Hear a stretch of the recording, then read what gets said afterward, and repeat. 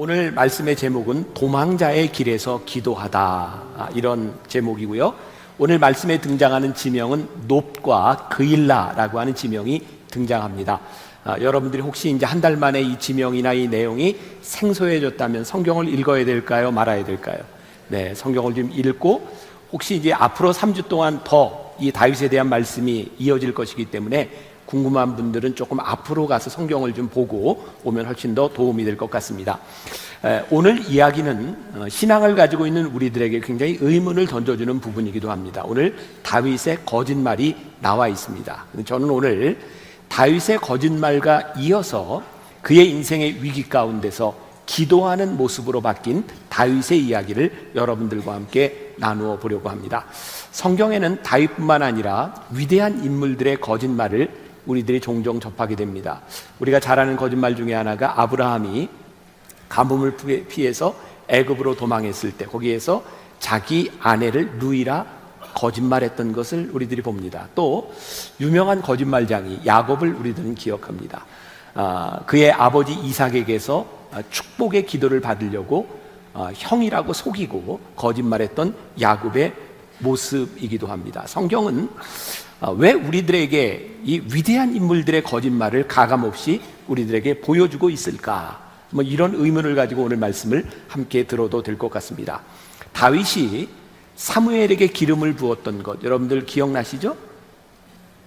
사무엘이 기름 부었죠? 그때 나이가 성서학자마다 좀 다르기는 하지만 15살 어간이었을 것이라고 생각합니다.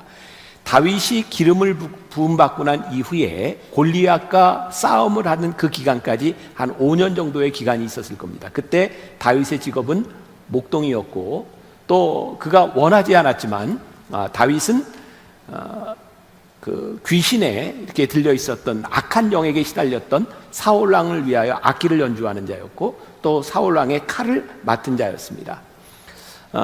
저는 이렇게 추측합니다. 다윗은 기름 부음을 받은 그 순간 그는 왕이 될 것이라는 것을 알았을 겁니다.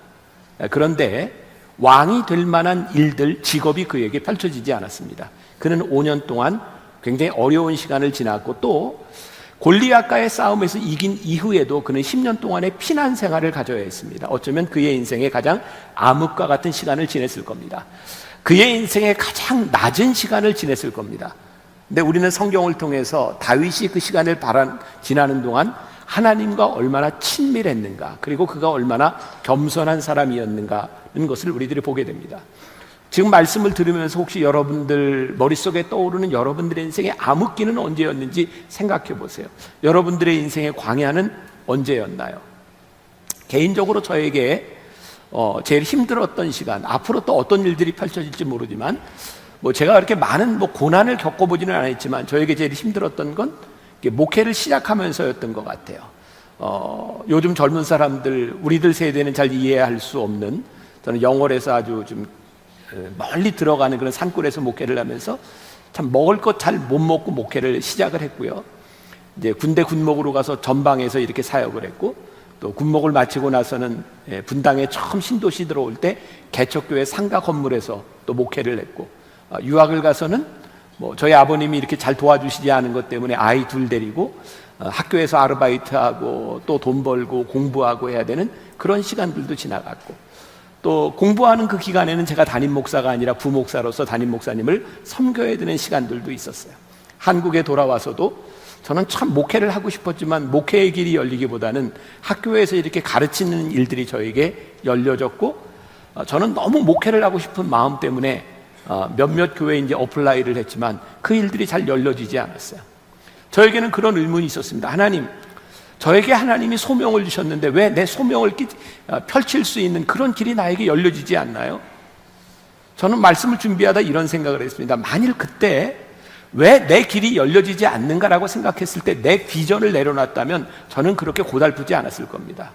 왜냐하면 제가 꿈꾸던 저의 비전이 열려지지 않았을 뿐이지 저에게 다른 길들은 열려지고 있었거든요. 그런데 하나님께서 주셨던 저의 기대와 저의 꿈이 열려지지 않는 것 때문에 저는 참 곤고하다고 생각하는 시간을 지났습니다. 오늘 여러분들의 그런 도전을 던지고 싶어요.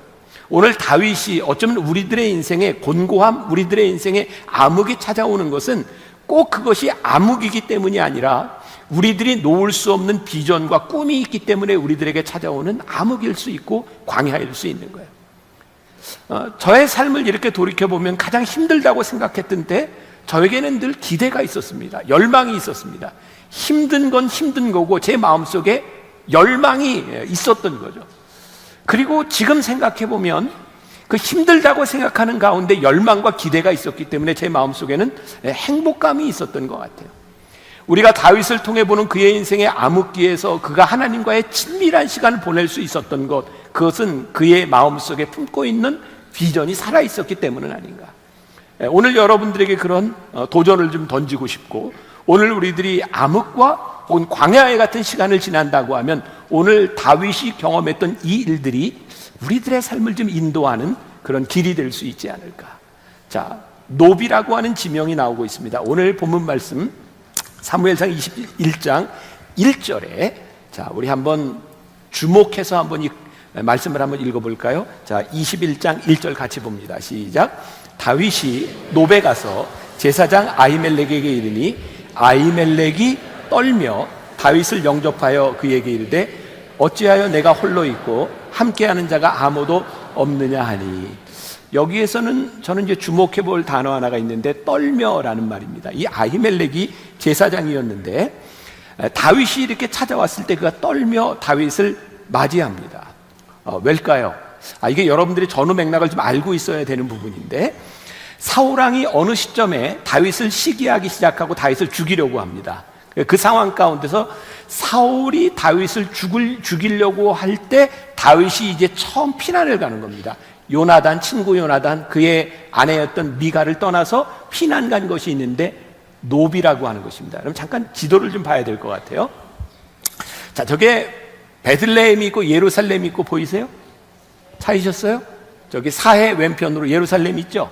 그 바로 위에 노비라고 있고 또 위에 기브아라고 되어 있습니다.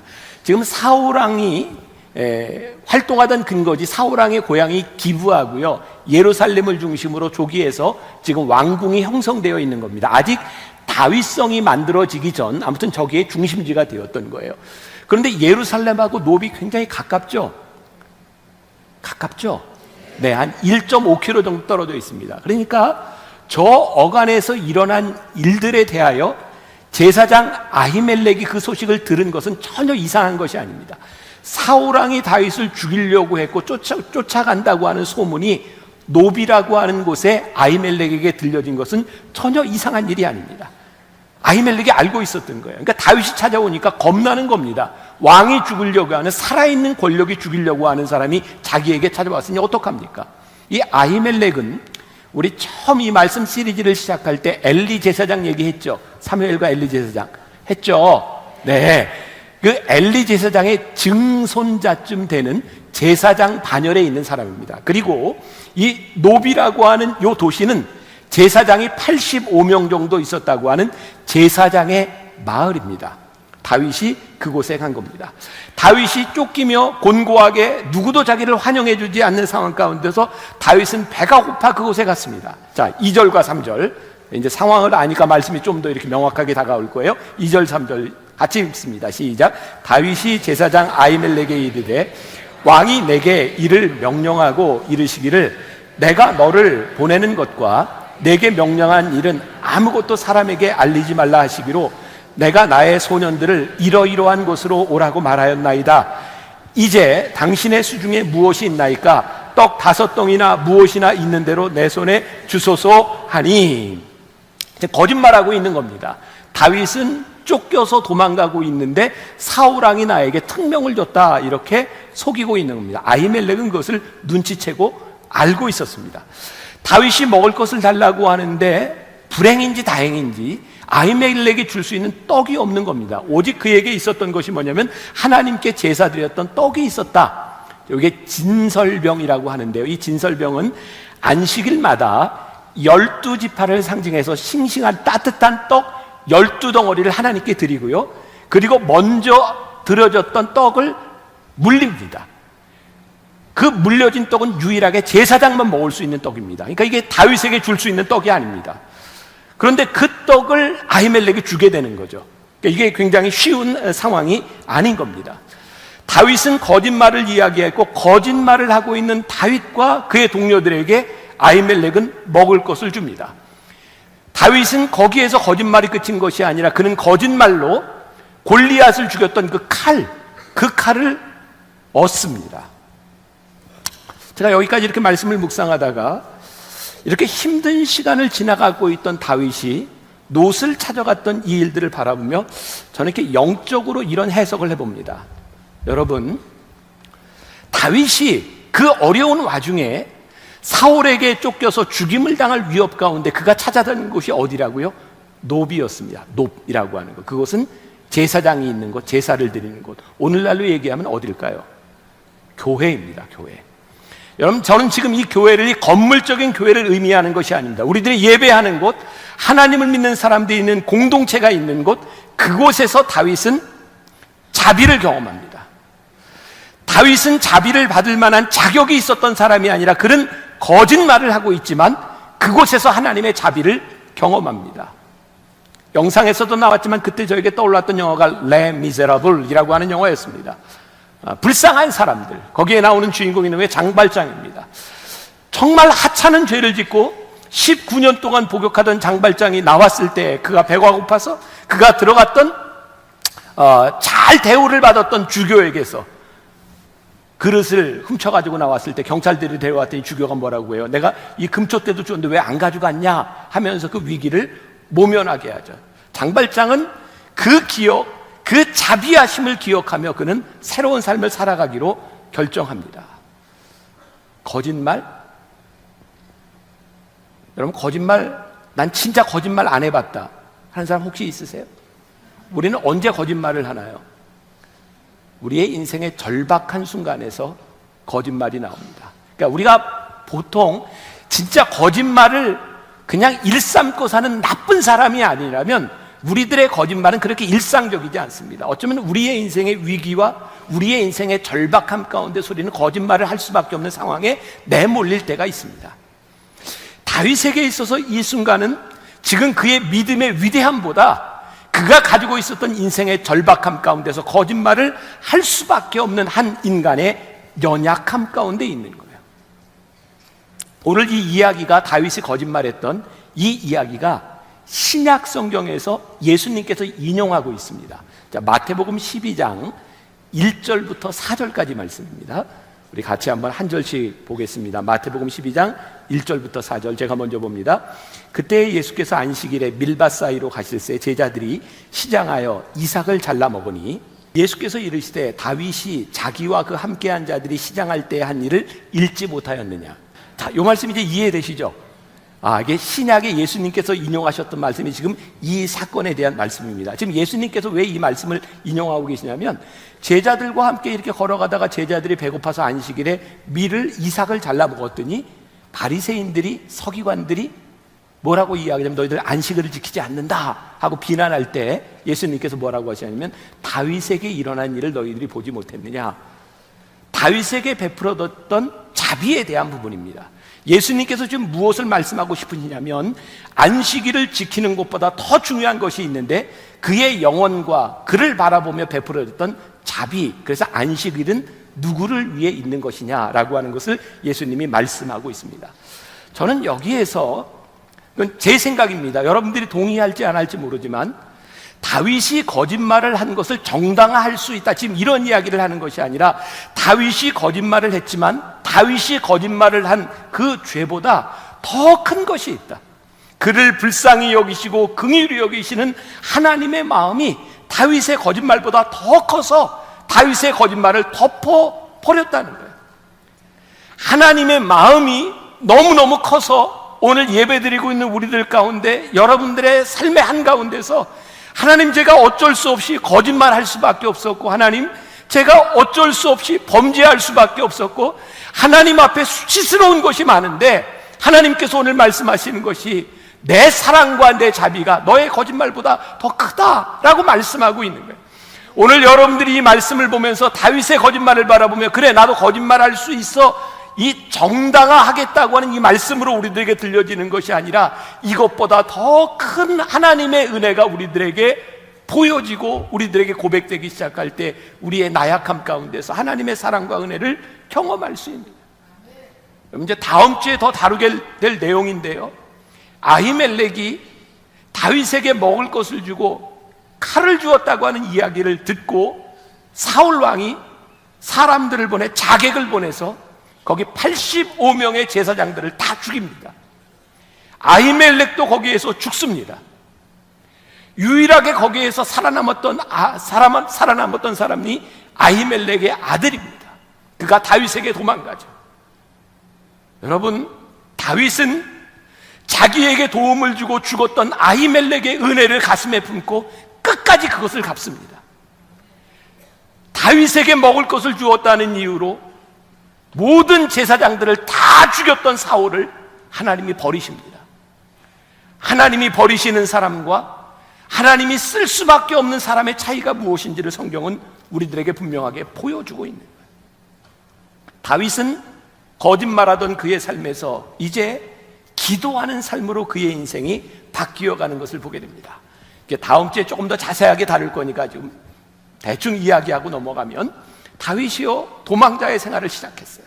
이곳저곳으로 이렇게 도망다니고 있는데, 다윗 자기도 참 힘든데 다윗에게 찾아와서 우리를 좀 돌봐주세요 라고 그의 몸을 의탁하는 사람들이 400명이 됐어요.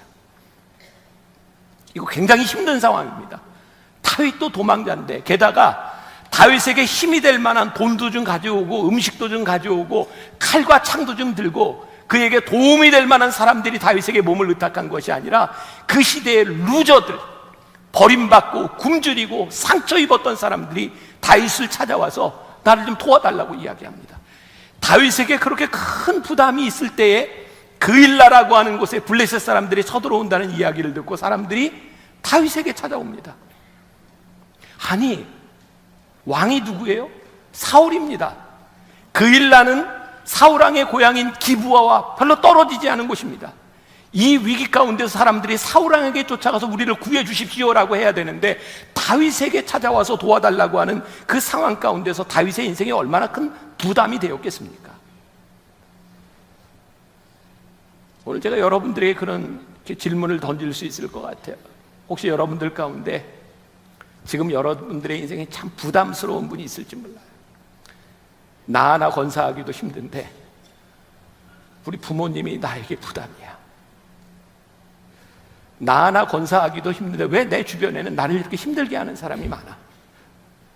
그래서 어쩌면 하나님 앞에, 어쩌면 지금 다윗의 심정으로, 하나님 나 어떡합니까? 이 상황에서 내가 뭘 어떻게 할 수 있습니까? 근데 저는 다윗의 이야기를 바라보면서 그의 인생에 그가 정말 혼자 다 감당할 수 없는 그 부담들을 통해서요, 하나님이 다윗을 위대한 사람으로 만들어가고 계세요. 그 부담스러운 그 시간들이 그를 성장시키고 그로 하여금 하나님 앞에 메어 달릴 수 있는 사람으로 만들어가는 원동력이 되는 거죠.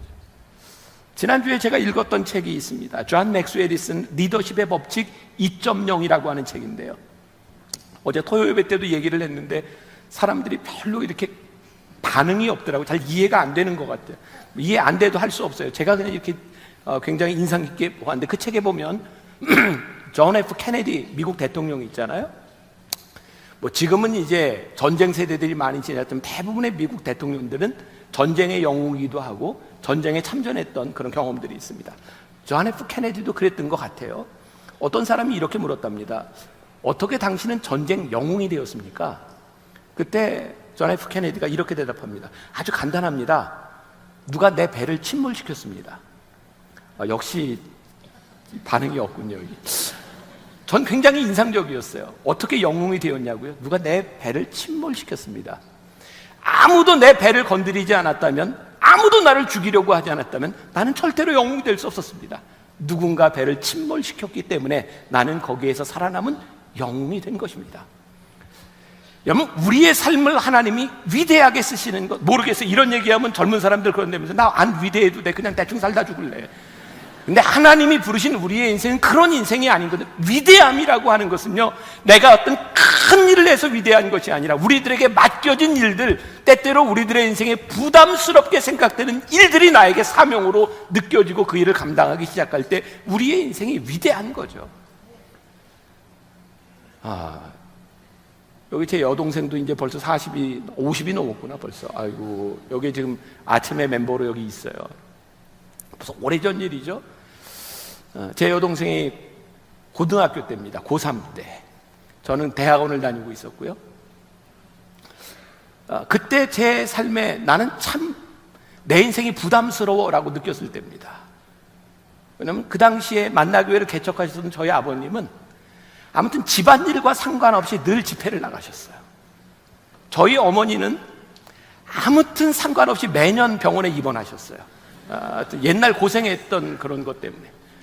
근데 제 여동생이 고3 때 아버지는 집회를 나가시고 저희 어머니는 병원에 입원하시고 저희 형은 미국에 유학을 갔고 저희 누나는 미국에 시집을 갔어요. 나도 대학원을 다니면서 열심히 공부해야 되는 때 제 여동생이 고3인데 아유 저걸 어떡하나.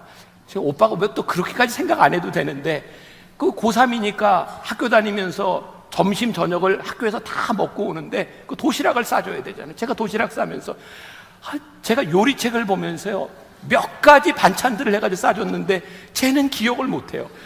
오빠가 그냥 싸줬다는 거예요. 근데 제가 그때 요리책을 보면서 반찬을 몇 가지씩 하면서 싸줬거든요. 그리고 밤 12시가 돼서 야간 자율학습을 마치고 올 때 혼자 어떻게 오라 그래. 제가 밤에 데리고 차를 가져가서 데려가고. 근데 그때 제가 여동생을 데리러 가야 되겠다 생각했던 이유 가운데 하나가 제가 고3 때 저를 보살펴줬던 형 때문이거든요. 그때 그런 생각을 해서 장남으로서 형은 얼마나 큰 부담과 마음의 무게가 있었을까.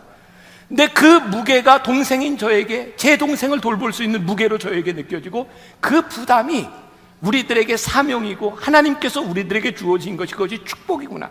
그런데 부담스러울 때는 그것을 느끼지 못하는 거죠. 그래서 우리들의 인생에 부담스럽고 힘든 때 하나님께 나아갈 수밖에 없고 그것이 우리로 하여금 하나님과의 친밀함 속으로 만들어가는 거예요. 자, 이제 이 그일라의 이 일을 바라보며 다윗이요 오늘 말씀 가운데 사무엘상 23장 2절에 이렇게 되어 있네요. 이에 다윗이 여호와께 묻자와 이르되 내가 가서 이 블레셋 사람들을 치리이까. 여호와께서 다윗에게 이르시되 가서 블레셋 사람들을 치고 그일라를 구원하라 하시니.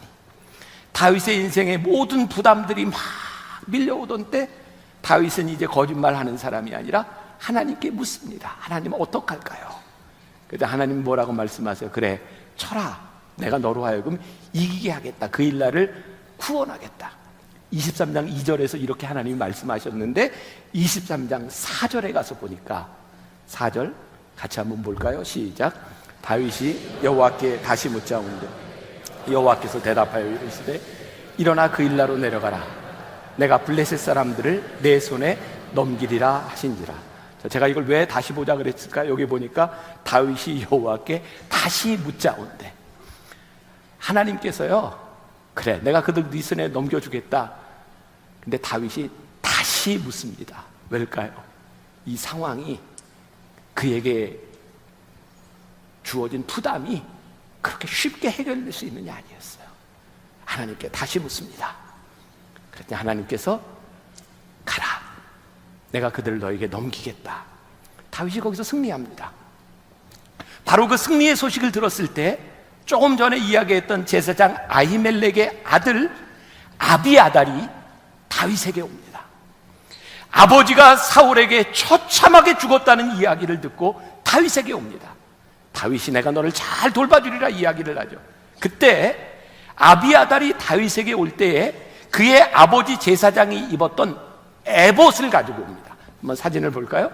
여러분 성경에 많이 나오는 부분이니까 저기 제사장이 입는 저 앞치마처럼 걸친 저것을 에봇이라고 하는데 저 에봇은 아무 때나 입는 것이 아니라 제사드리러 하나님께 물으러 기도하러 들어갈 때만 입는 것이 에봇입니다. 저게 여러 가지가 있는데 여기 가운데 흉패에는 12개의 보석이 달려 있어요. 그건 12지파를 상징하는 것이고요. 이것은 이스라엘 백성들이 임의로 만든 것이 아니라 하나님의 명령을 따라 만든 제사장이 하나님께 기도할 때 뜻을 물을 때 입는 옷입니다. 에봇입니다. 아비아델이 가져왔어요. 그때부터 성경을 보세요.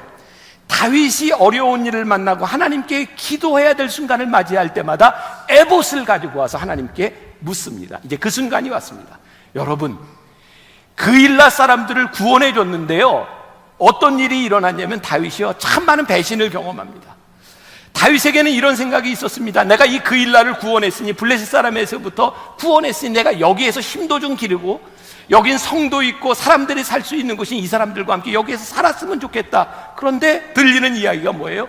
그일라 사람들이 당신을 사울에게 고발할지도 모른다는 거예요. 그 순간에 다윗이 하나님께 다시 묻습니다. 사무엘상 23장 12절 같이 봅니다. 시작. 다윗이 이르되 그일라 사람들이 나와 내 사람들을 사울의 손에 넘기겠나이까 하니 여호와께서 이르시되 그들이 너를 넘기리라 하신지라. 이때 다윗이 에봇을 가져와라 그래서 그것을 가지고 입고 하나님께 나아가서 하나님께 기도한 겁니다. 하나님, 그들이 저를 사울의 손에 넘기겠습니까? 근데 하나님 뭐라고 말씀하세요? 그래, 그들이 너를 넘기리라. 너 이제 도망가라. 이 말씀을 묵상하다가 저에게 아주 흥미롭게 다가온 부분입니다. 여러분들은 어떨지 모르겠어요. 다윗이 에봇을 가져와서 하나님께 기도할 때 그의 마음에 원하는 것이 있었어요. 무엇을 원했냐면, 하나님, 그들이 나를 배신하지 않고 제가 여기 머물러서 좀 쉬고 힘을 기를 수 있으면 좋겠습니다. 그런데 그에게 돌아왔던 하나님의 응답은 뭐예요? 그들이 너를 배신하리라. 저에게 흥미로운 저의 묵상은, 하나님께 우리들이 기도의 제목을 가지고 와서 우리들이 원하는 것을 하나님께 기도할 때 하나님의 대답은 우리들이 원하는 것이 아닐 때가 많다는 거예요. 다윗은 에봇을 가지고 와서 하나님께 기도했을 때에 그가 원하는 것이 아니라 하나님께서 행하실 일에 대하여 순종하고 떠나갑니다. 어디로 떠나가는지 아세요? 성경에 보면 십광야라고 되어 있어요. 다윗은 그때부터 많은 광야, 십광야, 마온 광야, 여러 곳, 엔게디 광야, 수없이 많은 시간들을, 피난의 시간들을 지나가야 됩니다. 그런데 다윗이 십광야로 가게 되는데, 이 십이라는 말이 무슨 뜻을 가지고 있냐면 철을 다듬는 재련소라는 뜻을 가지고 있습니다. 저에게는 그런 영적 의미로 해석이 되더라고요. 하나님께서 그로 하여금 내가 가라, 광야로 가라고 했을 때 하나님께서는 그를 다듬어 가시고 재련하고 계신다는 거예요. 사울왕은 이렇게 이야기를 합니다. 사무엘상 23장 23절에 유다 몇천 명 중에서도 그를 찾아내리라. 그는 다윗을 끝까지 잡아 죽이겠다고 이야기를 하고 다윗은 도망갑니다. 그리고 다윗의 인생에 가장 힘들었던 시기를 맞이하게 되는데, 그것이 언제냐면 다윗이 23살 무렵에 88세로 세상을 떠나게 된 사무엘에 대한 이야기를 듣게 되죠. 그는 사무엘을 만나고 사무엘이 죽었다는 이야기를 듣고 다시 마온 광야로 다시 도망하게 됩니다. 다윗은 이제 끊임없는 방랑자의 생활을 해야 합니다. 다윗은 바로 그 어려운 인생의 고난과 어려움 가운데서 거짓말하는 사람이 아니라 기도하는 사람이 되고, 그 도망자의 시간 가운데서 주옥 같은 시편들을 쓰기 시작해요. 바로 사무엘을 추모하고 바란 광야로 다시 피난 갔던 다윗이 썼던 시가 시편 86편입니다. 여러분들이 지금까지 들었던 말씀들을 기억하면서 다윗의 마음으로 그 시편을 들었으면 좋겠어요. 어제 제가 예배팀들과 함께 이렇게 논의를 하다가 제가 시편을 읽는 것보다 드라마 바이블을 듣는 게 훨씬 더 이렇게 와 닿을 것 같아서 제가 드라마 바이블로 여러분들에게 좀 들려드리려고 합니다. 시편 86편.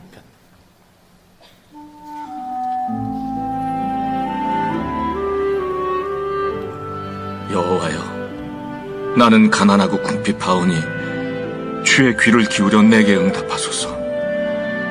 나는 경건하오니 내 영혼을 보존하소서. 내 주 하나님이여, 주를 의지하는 종을 구원하소서. 주여, 내게 은혜를 베푸소서. 내가 종일 주께 부르짖나이다. 주여, 내 영혼이 주를 우러러 보오니 주여 내 영혼을 기쁘게 하소서. 주는 선하사 사죄하기를 즐거워하시며 주께 부르짖는 자에게 인자함이 후하심이니이다. 여호와여, 나의 기도에 귀를 기울이시고 내가 간구하는 소리를 들으소서. 나의 환난 날에 내가 주께 부르짖으리니 주께서 내게 응답하시리이다. 주여, 신들 중에 주와 같은 자 없사오며 주의 행하심과 같은 일도 없나이다. 주여, 주께서 지으신 모든 민족이 와서 주의 앞에 경배하며 주의 이름에 영광을 돌리리이다. 무릇 주는 위대하사 기이한 일들을 행하시오니 주만이 하나님이시니이다. 여호와여, 주의 도를 내게 가르치소서. 내가 주의 진리에 행하오리니 일심으로 주의 이름을 경외하게 하소서. 주 나의 하나님이여, 내가 전심으로 주를 찬송하고 영원토록 주의 이름에 영광을 돌리오리니 이는 내게 향하신 주의 인자하심이 크사 내 영혼을 깊은 수월에서 건지셨음이니이다. 하나님이여, 교만한 자들이 일어나 나를 치고 포악한 자의 무리가 내 영혼을 찾아 싸우며 자기 앞에 주를 두지 아니하였나이다. 그러나 주여, 주는 긍휼히 여기시며 은혜를 베푸시며 노하기를 더디하시며 인자와 진실이 풍성하신 하나님이시오니 내게로 돌이키사 내게 은혜를 베푸소서. 주의 종에게 힘을 주시고 주의 여종의 아들을 구원하소서. 은총의 표적을 내게 보이소서. 그러면 나를 미워하는 그들이 보고 부끄러워하오리니 여호와여, 주는 나를 돕고 위로하시는 이신이이다. 여러분들에게 다윗의 마음이 느껴지시나요? 다윗의 인생의 곤고함 가운데서 위기를 모면하기 위해 거짓말했던 다윗, 그보다 더 큰 하나님의 은혜와 자비하심을 경험했기에 다윗은 도망자의 시간 가운데, 광야의 시간 가운데서 하나님의 은혜를 구하며 기도합니다. 그의 곤고함 가운데서 기도하고 하나님께 뜻을 물을 때에 하나님은 다윗의 뜻대로 움직이지 않으셨어요. 하나님의 뜻을 보이셨고 다윗은 하나님의 뜻을 따라 움직이는 사람이었어요. 다윗의 삶이 우리들에게 신앙인으로 하나님을 믿는 사람으로 어떻게 살아가야 될지를 우리들에게 분명히 보여주고 있습니다. 우리는 연약한 사람들입니다. 때때로 우리의 인생을 짓누르고 있는 부담들이, 그 짐들이 우리를 무척 힘들게 합니다. 그런데 그 가운데서 우리들이 하나님의 은혜와 자비하심을 구하는 사람, 그것이 하나님을 믿는 사람들이죠. 우리 주는 완전합니다 라는 찬양이 있습니다. 주여, 우린 연약합니다. 우리는 오늘을 힘겨워합니다. 우리가 다윗의 마음으로, 오늘 우리들의 마음으로 함께 이 찬양을 부르며 고백하면 좋겠습니다. 다윗이 스스로 해결할 수 없는 그의 인생의 고난 가운데서 거짓말했던 그의 연약함도 보았고, 그의 인생의 한없는 부담 가운데서 하나님께 길을 물으며 기도했던 다윗의 모습도 우리가 보았습니다. 하나님은 우리의 거짓과 우리의 죄보다 더 큰 자비하심과 은혜로 우리를 덮으시는 분임을 우리들이 믿습니다. 하나님, 우리는 우리의 생각, 우리의 원함으로 하나님께 기도하지만 하나님은 우리를 향한 하나님의 거룩한 뜻을 위하여 우리들에게 새로운 길을 말씀하실 때도, 우리들이 예측할 수 없는 길을 말씀하실 때로, 때때로 우리가 가기 힘든 길을 가도록 우리들에게 말씀하실 때도 있습니다. 하나님은 그 길에서 하나님께 기도하며 하나님의 뜻을 물으며 하나님과 친밀하게 이 길을 걷는 귀한 하나님의 사람이 되라고 우리들에게 말씀하십니다. 하나님, 우리 사랑하는 만나교회 성도들, 오늘 예배하는 주의 백성들을 기억하여 주옵시고, 우리의 인생의 부담 가운데서도, 우리의 인생의 고난과 광야 가운데서도, 우리의 인생의 피난 가운데서도 주를 바라보며 그 길을 갈 수 있는, 그 온전함에 설 수 있는 주의 백성들이 되게 하여 주옵소서. 오늘도 하나님 앞에 드리는 귀한 예물 거룩하게 잘 쓰임받게 하시고, 무엇보다도 우리 만나의 귀한 성도들 이 세상 살아가며 물질로 인하여 고통당하지 않도록, 아니 고통당할 때 주님 의지하며 승리하는 사람들 될 수 있도록 우리를 붙잡아 주시고 축복하여 주옵소서. 지금은 우리 주 예수 그리스도의 은혜와 하나님 아버지의 무한하신 사랑과 성령의 인도하심이 이제 거짓말하던 곳에서 기도하는 사람으로 바뀌었던 다윗이 우리의 삶의 신앙의 본이 되게 하시고, 우리도 그 길에서 기도하는 사람, 하나님을 바라보는 사람 되게 하여 주시기를 간절히 축원하옵나이다. 아멘. 자, 이제 주님 안에 거하기라고 하는 제목으로 오늘 말씀을 함께 나누려고 합니다. 우리 신앙생활에 있어서, 또 교회에 있어서 그렇고 우리 개인적인 삶에 있어서 이 비전이라고 하는 것은 참 중요하다. 우리가 2000년 처음 시작할 때 비전이라고 하는 말을 많이 사용했는데 요즘은 그렇게 많이 안 쓰는 것 같아요. 여전히 중요합니다. 비전은 무엇을 보는 것이기 때문이죠. 우리 교회 오래전에 와서 이렇게 간증을 하셨던 박세록 장로님이라는 분이 계세요. 단동에 샘 병원을 세웠던 분이죠. 그분에게서 제가 인상적인 이야기를 들었어요. 보통 우리들의 시력이 좋으면 2.0, 보통 이제 1.5 되면 좋다고 이야기하죠. 그런데 몽골에 가면 몽골 사람들의 시력이 4.0까지 나온답니다. 이건 우리가 상상할 수 없는 일이거든요. 그럼 어떻게 몽골 사람들은 그렇게 시력이 4.0까지 나올 수 있을까? 그렇게 설명을 하더라고요. 어렸을 때부터 드넓은 초원, 저 먼 그 초원들을 바라보며 살다 보면 그렇게 눈이 좋아질 수 있다. 저에게는 그렇게 적용이 되는 거예요. 우리들이 무엇을 보느냐에 따라 우리들이 볼 수 있는 한계가 달라질 수 있다.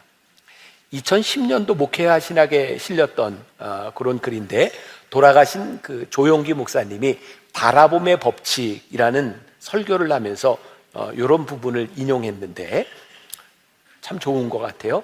프랑스 대문호인 빅토르 위고는 신대륙을 발견한 콜럼버스를 가리켜 이렇게 말했습니다.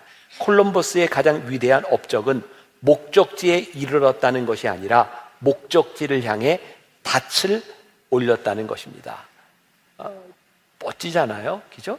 사실은 우리들이 인생의 닻을, 비전을 가지고 살아간다고 하는 것만큼 우리들에게 복된 일이 없는 것 같아요. 그런데 우리들이 지금 이야기하는, 제가 오늘 이야기하려고 하는 이 비전이라고 하는 것은 세상적인 것과는 조금 달라요. 오늘 주 안에서 우리들이 무엇을 보는가, 그것이 우리의 신앙에 굉장히 중요한 부분이 될 것 같아요. 자, 그러면 우리들이 주 안에서 우리들의 삶을 바라보는데 가장 큰 장애가 되는 것은 무엇일까요? 우리는 늘 우리들 눈앞에 어떤 일이 일어나고 있는가, 이것이 우리의 비전과 상반될 때가 많이 있습니다. 제가 이제 교회에 대한 이야기를 하면서 몇 주 동안 우리 교회 히스토리에 대해서 쭉 지나온 이야기들을 많이 했죠. 또 그 중에 하나를 이야기한다면, 제가 만나교회 담임 목사가 막 될 그 무렵, 그 전에 저는 청년부와 기획 목사를 맡고 있었어요. 그 당시에 저를 돕는 아주 중요한, 저에게는 없어서는 안 될 것 같은 좋은 우리 목회자 그룹이 있었어요. 3사람이 있었는데, 정말 제가 기획 목사를 하면서 말을 하면 그 모든 것들을 구현해내는, 그러니까 목회자에겐 그게 얼마나 기쁜 일이겠어요. 그런데 어느 날 이 3사람이 다 흩어져야 되는 순간을 맞이하게 됐어요. 한 사람은 유학을 가야 되고, 한 사람은 개척을 하는 상황이었고, 그 당시에 한 사람은 목사 안수를 받고, 당시 감리교 법에 의하면 목사 안수를 받고 동일한 교회에서 사역을 할 수 없다는 법이 있었어요. 안수를 받으면 떠나야 됐어요. 제 마음 가운데, 이 3사람이 떠나면 내가 어떻게 일을 할까? 그런데 떠나고 나니 하나님께서 저에게 깨닫게 하신 일이 있었어요.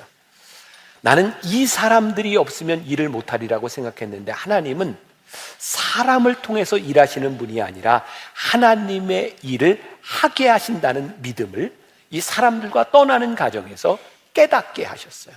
아마 여러분들 가운데도 이 사람 아니면 어떡하지? 라고 생각하는 분이 있을지 모르겠지만, 사실 하나님은 우리들이 만나는 사람보다 훨씬 더 크신 분이시죠.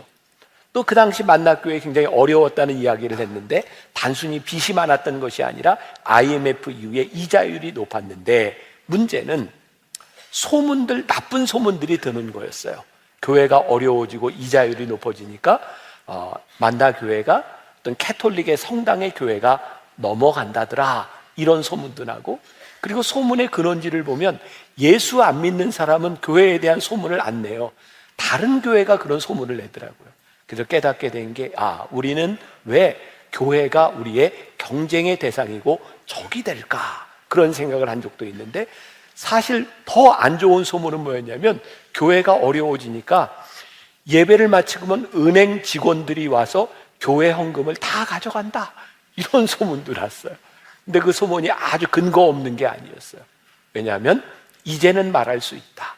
그 당시에 세상에 예배를 마치고 났는데 이제 재무부원실에서 헌금을 계수하는 그런 방이 있었는데, 강도가 들어서 헌금을 다 강탈해 갔어요. 다행히 다 찾았어요. 근데 그 이후에 교회에서 은행에 요청을 했죠.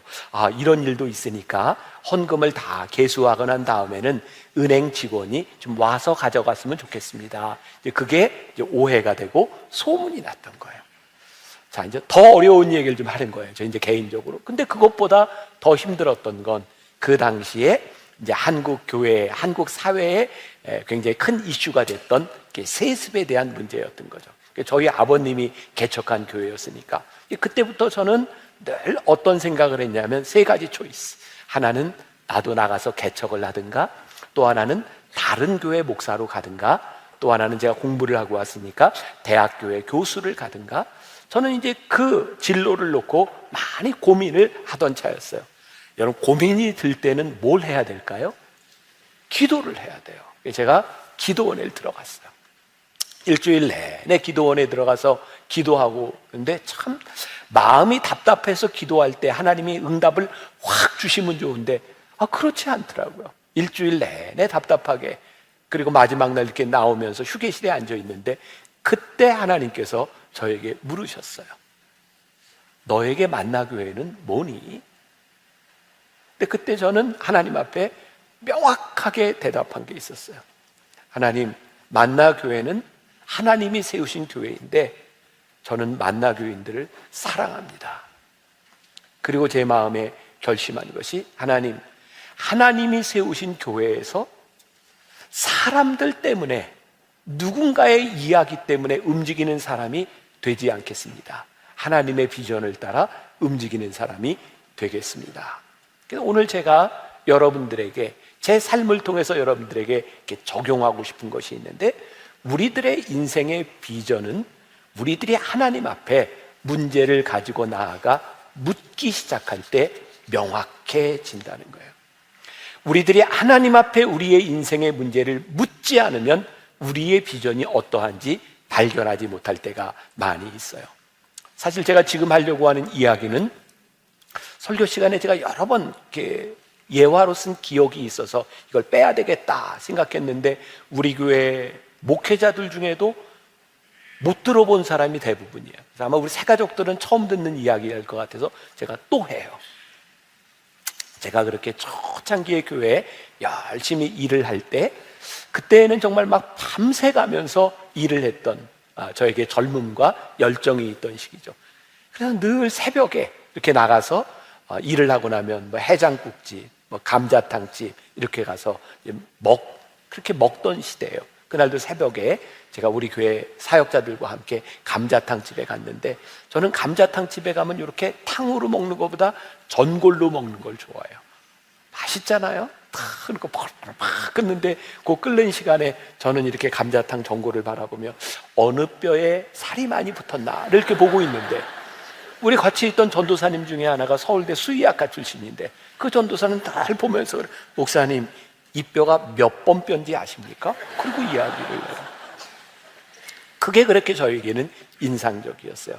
똑같은 전골을 놓고 누구는 살이 얼마나 많이 붙었는지를 보고, 누군가는 그 뼈가 몇 번 뼈인지를 보는 거예요.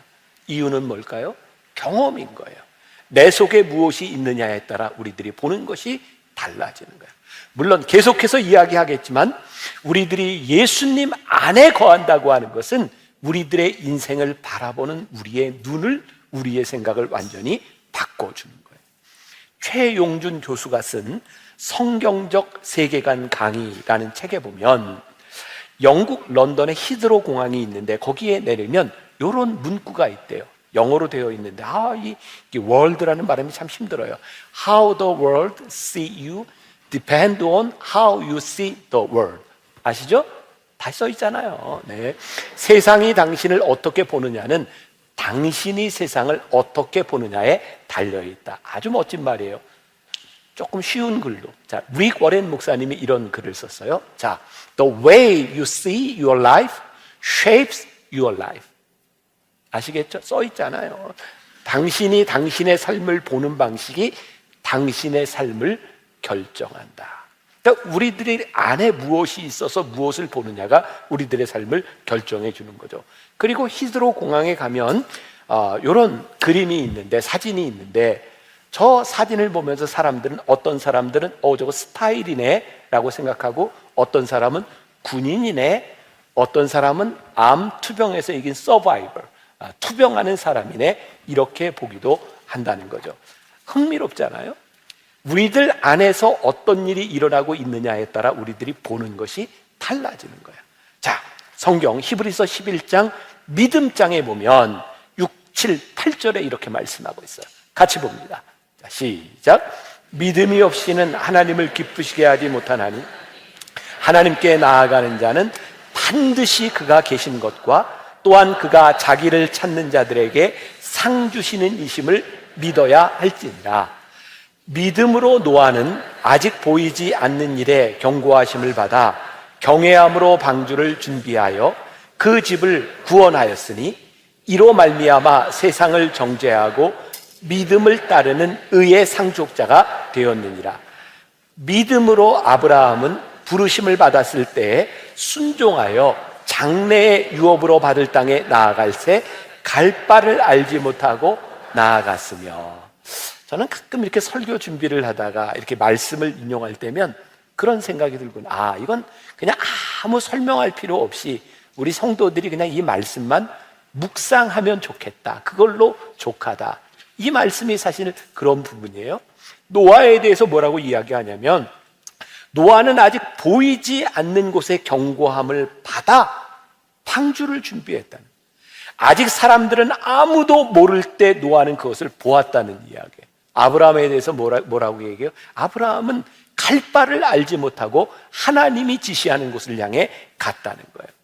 믿음의 근거가 뭐예요? 하나님이 우리들에게 보여주시는 것이 무엇인지를 보는 거예요. 자, 오늘 말씀과 연결해서 우리 믿음의 근거, 우리의 비전의 근거는 뭐냐면 예수 안에 거하는 것이다. 자, 하나님은 왜 우리들에게, 우리 주님은 왜 요한복음 15장을 통해서 포도나무의 비유를 우리들에게 알려주셨을까요? 그 이유는 우리들의 삶에 풍성한 열매 맺기를 원하시기 때문이죠. 자, 그래서 이 비전의 근거, 분명한 것은 요한복음 15장 16절에 나와 있어요. 자, 같이 한 목소리를 봅니다. 시작. 너희가 나를 택한 것이 아니요 내가 너희를 택하여 세웠나니 이는 너희로 가서 열매를 맺게 하고 또 너희 열매가 항상 있게 하여 내 이름으로 아버지께 무엇을 구하든지 다 받게 하려 함이라. 이 포도나무 원리 가운데 뭐라고 말씀하냐면, 야, 내가 너희를 택했어. 너희가 나를 택한 게 아니야. 그 이유는 너희로 하여금 열매를 맺게 하려고 내가 너희를 택했어. 그러면 우리 마음속에 이 비전이 분명하게 살아있을 때 우리들에게 어떤 소망이 있어요? 하나님은 우리의 인생을 통해서 열매 맺기를 원하시는구나. 근데 저는 이 열매 맺는다고 하는 것을 이렇게 표현하는 걸 좋아해요. 우리의 인생에 하나님은 탁월한 삶을 살아가기를 원하시는구나. 세상적인 기준에서의 탁월함이 아니라 우리 인생의 탁월함은 하나님이 우리를 부르신 목적이 분명할 때 저는 그게 탁월한 삶이라고 생각하거든요. 이건 세상의 기준이 아니에요. 그리고 우리의 탁월함은 어떻게 증명되냐면 우리들의 삶을 통하여 하나님이 영광을 받으실 때 저는 그게 탁월함이라고 믿어요. 세상 사람들이 어떤 성공을 하든 그 성공을 통하여 하나님이 영광을 받으시지 않는다면 그것은 성경적 의미에서 탁월함은 아닐 것 같아요. 목적이 있는 삶, 그 삶은 우리들이 끊임없이 물어야 되는 거예요. 내가 예수 안에 거하고 있는가? 그런 찬양이 있죠. 나의 안에 거하라 나는 내 하나님이니 모든 환난 가운데 너를 지키는 자라 두려워하지 말라. 내가 널 도와주리니 놀라지 말라. 내 손 잡아주리라. 내가 너를 지명하여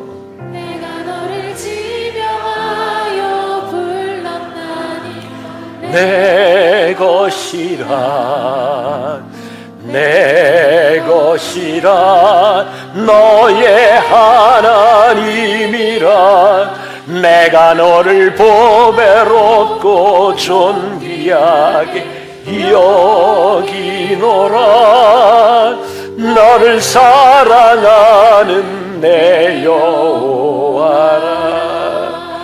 내가 너를 지명하여 불렀나니 너 내 것이라.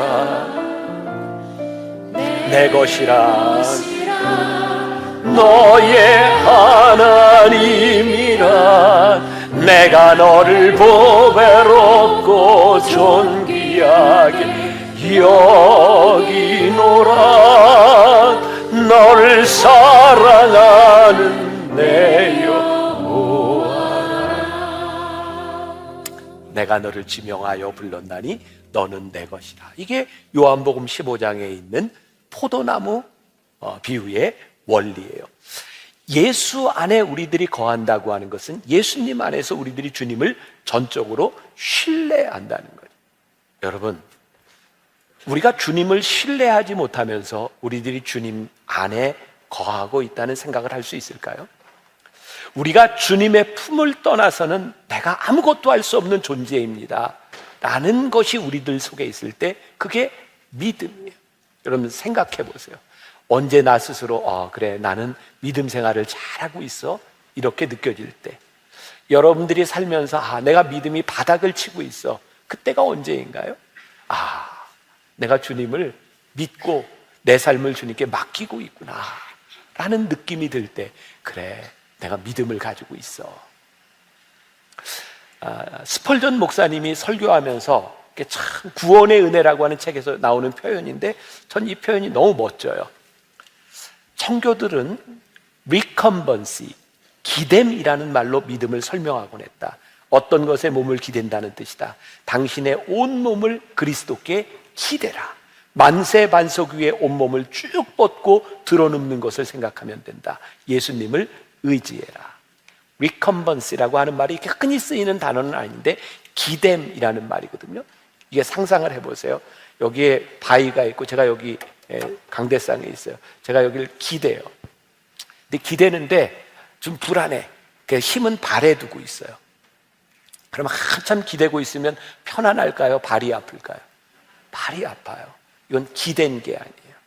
recumbency라고 하는 이 말에 이 기댐이라고 하는 것은 만세 반석이신 주님께 내 손과 발을 쫙 벌리고 맡겨라. 그리고 편안함을 느껴라. 만일 우리들이 예수님을 신뢰한다고 하는데, 주님 안에 있다고 하는데 내 삶을 주님께 맡기지 못한다면 여전히 우리들의 삶은 고달픈 거예요. 내 힘으로 내가 서 있는 거예요. 우리들이 주님을 신뢰한다고 하는 것은 주님께 내 몸을 맡기는 것을 의미하는 거예요. 만일 우리들이 생각하는 성공이라고 하는 것, 풍성함이라고 하는 것을 세상적인 원리로 생각한다면 우리들이 주님께 기댄 그 기댐은 무척 공허할 거예요. 물론 세상적인 성공과 주님이 우리들에게 주시는 그 풍성함이 일치되는 부분도 있겠지만 꼭 일치되는 것은 아니에요. 주님은 우리들의 삶을 통하여 우리들이 열매 맺기를 원하시며 우리들의 삶이 하나님께 영광이 되기를 원하시거든요. 자, 여기에서 또 이제 그런 질문이 생기는 거죠. 아니, 하나님께 영광을 돌리는 삶이 그게 풍성한 거야? 맞아요. 우리에게 그런 믿음이 있는 거예요. 하나님이 영광을 받으시는 삶은 분명히 우리들의 삶에 풍성함이 있어. 그때 우리는 주님께 우리를 기댈 수 있는 거예요. 요한복음 15장 1절과 2절 장로님이 읽어주신 부분인데 다시 한번 보겠습니다. 자, 시작. 나는 참 포도나무요 나의 아버지는 농부라. 무릇 내게 붙어 있어 열매를 맺지 아니하는 가지는 아버지께서 그것을 제거해 버리시고 무릇 열매를 맺는 가지는 더 열매를 맺게 하려 하여 그것을 깨끗하게 하시느니라.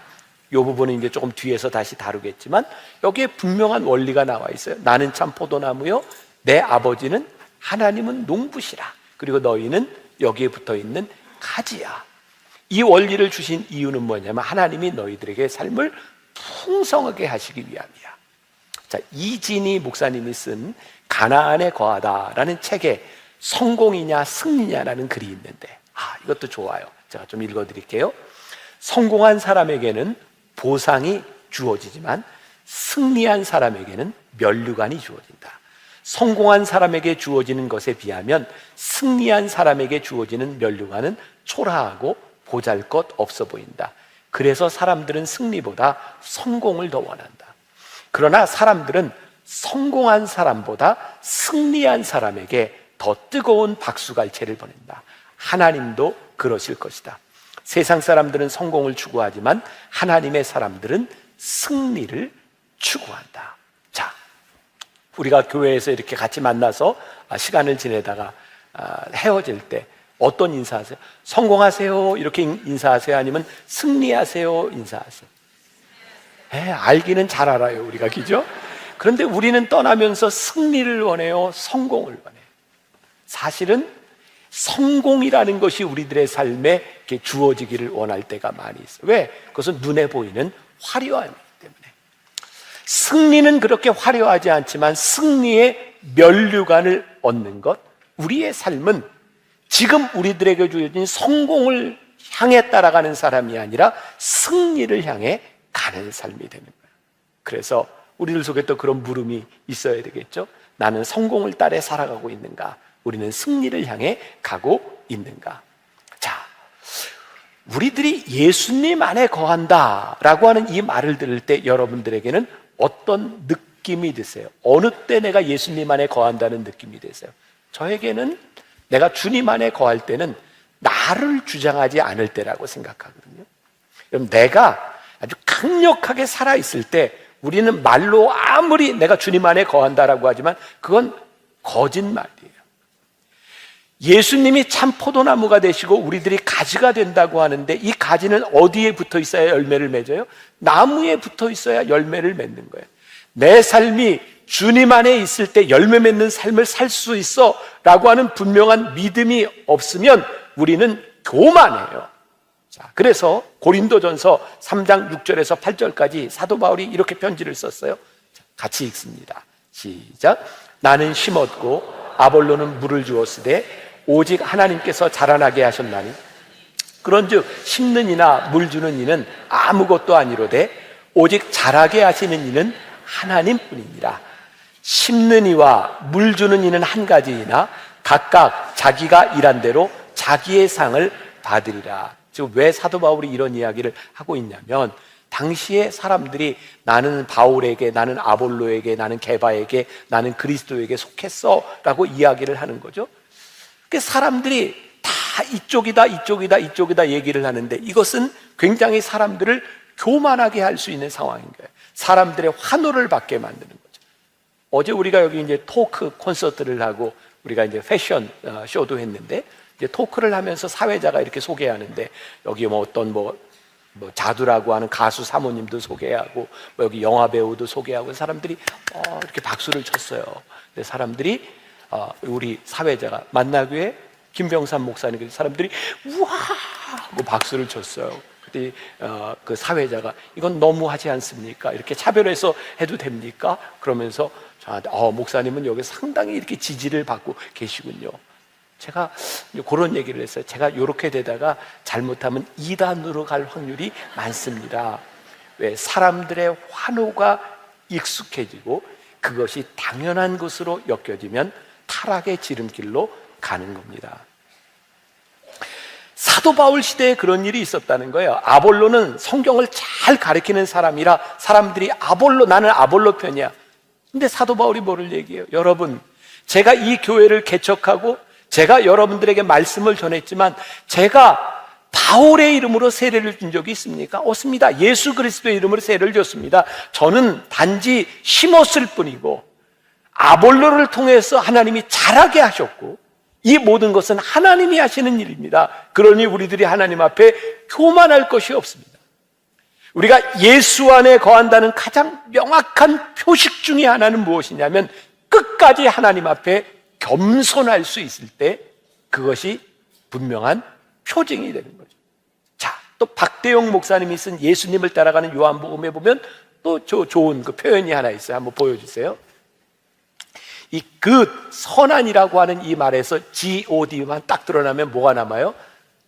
O, 제로가 남습니다. 그런데 아무것도 아닌 저 제로에 nothing에 God, 갓을 넣으면 뭐가 돼요?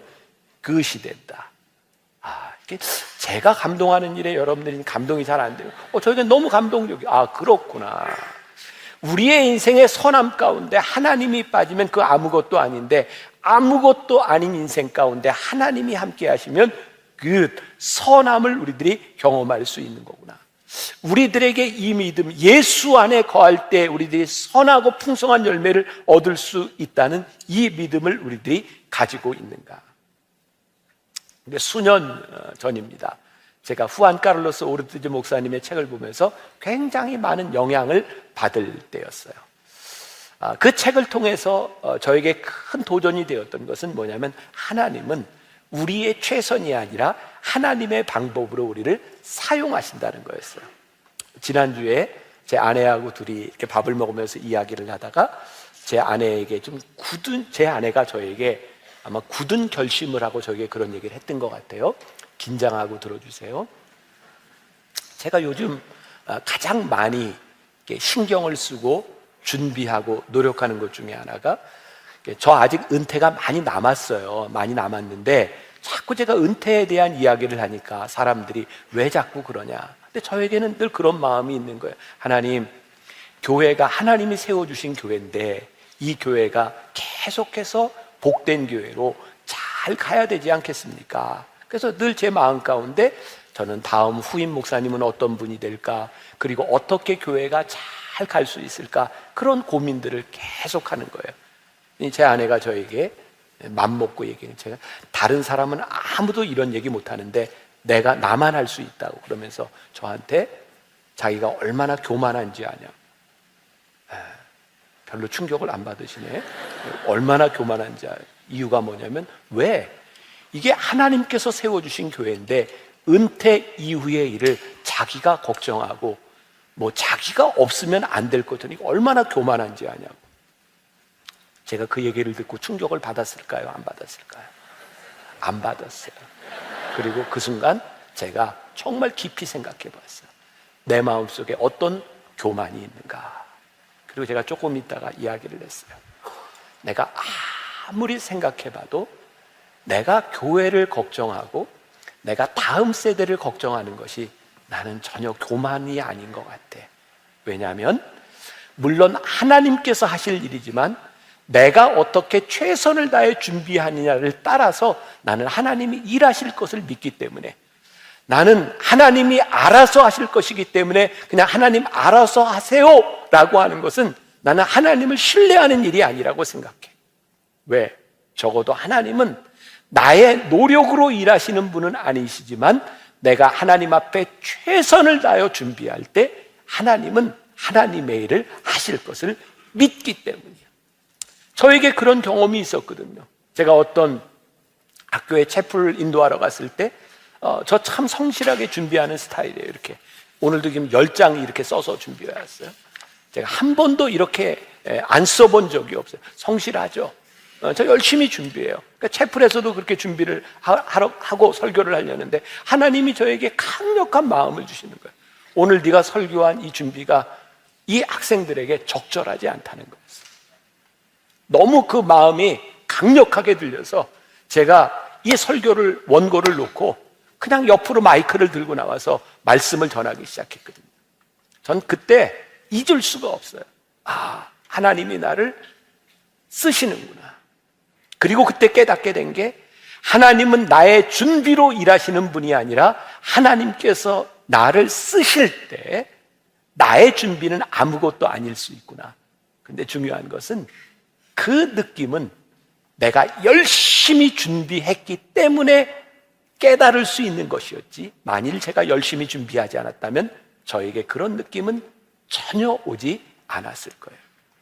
우리가 하나님을 신뢰하고 내가 예수 안에 거한다고 하는 것은 우리들이 아무것도 하지 아니하고 하나님 알아서 하세요라고 하는 것이 아니라, 내가 하나님을 믿고 의지하기 때문에 하나님 쓰실 수 있도록 나를 전적으로 내어놓고 하나님의 임재를 느끼며 하나님의 임재 안에서 나를 내려놓을 수 있는 준비가 되는 것이, 저는 예수 안에 사는 사람들의 삶이라고 믿거든요.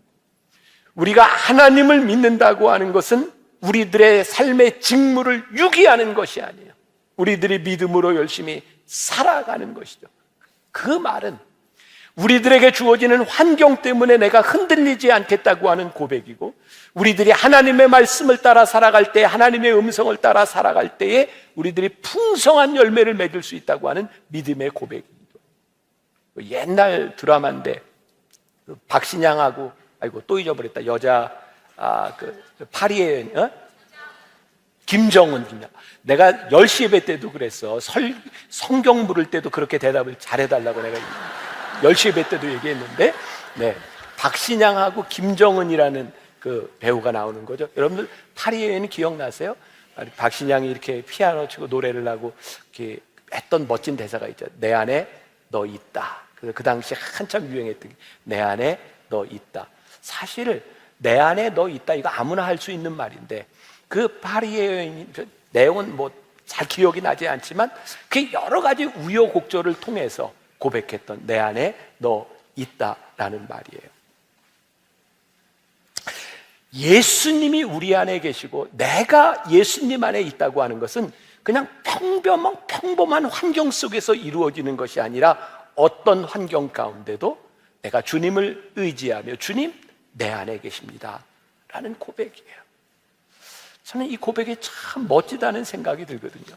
주님 내 안에 계십니다. 내가 주님 안에 있습니다. 내가 주님께 기댈 수 있습니다. 당신이 내 안에 계심으로 인하여 내 삶이 변화될 수 있는 것을 저는 믿습니다. 주님이 내 안에 계시니 내 삶에 새로운 역사가 일어날 수 있다는 것을 제가 믿습니다. 나는 참 포도나무요 너희는 가지니 너희가 내 옆에 붙여 있으면 너희들이 풍성한 열매를 맺을 수 있어. 이 믿음의 고백을 우리들이 하는 거죠. 이 존 맥스웰이 쓴 열매 맺는 지도자에 보면, 제가 오늘 책 얘기를 많이 하는데 이 책도 참 좋은 책, 오래된 책인데 이 안에 그런 이야기가 나와요. 어떤 깊은 계곡에 이제 다리가 하나 나 있는데 거기에 코끼리가 다리를 건너가게 되는 상황이에요. 근데 그 코끼리 위에 생쥐가 이렇게 앉아서 같이 이제 다리를 건넙니다. 코끼리가 다리를 탁 발을 내딛는 순간 다리가 흔들려요. 얼마나 무서웠겠어요. 아무튼 긴장을 하고 탁 다리를 건넜어요. 그랬더니 생쥐가 코끼리한테, 아유 우리 같이 건너는데 나 때문에 다리가 흔들렸지 라고 이야기를 해요. 웃기는 얘기죠. 다리가 흔들린 건 생쥐 때문일까요? 코끼리 때문일까요? 코끼리 때문에 흔들린 거예요. 자기는 그냥 얹혀간 거예요. 그러면서 이 책에서 그런 얘기예요. 백마 신드롬.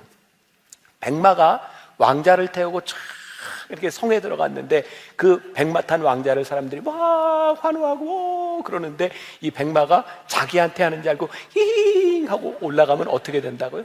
바로 맞아 죽어요. 왜? 그럼 왕자가 떨어지니까. 백마는 자기 때문에 사람이 환호하는 것이 아니라 자기 위에 왕자 때문에 환호한다는 것을 알아야 되는 거예요. 우리가 예수 안에 거한다고 하는 이 믿음이 우리로 하여금 아주 겸손하게 만들어져요. 우리가 열매를 맺는 것은 내 능력이 아닙니다. 주님께서 나로 하여금 이 열매를 맺게 하셨습니다. 그래서 예수 안에 거하는 사람들에게 나타나는 중요한 표징이 있다. 열매 가운데 겸손이 있고 그 열매를 통하여 하나님께 드러나는 영광이 있다.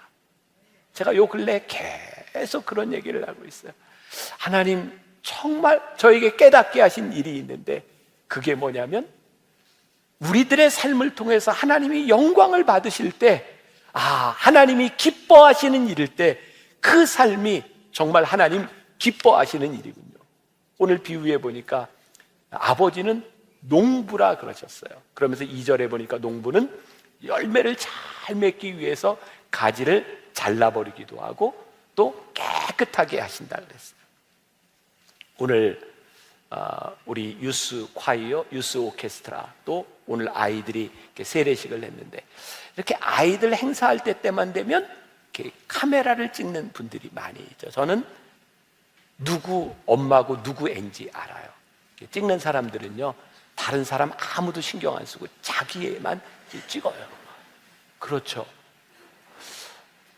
사람들은요, 여러분들한테 별로 신경을 안 쓰는데, 여러분들 교회 올 때 옷도 이렇게 잘 입고 뭐 잘못된 거 없나 이렇게 보고 오셨죠? 아니에요? 사람들은 여러분들한테 별로 신경 안 써요.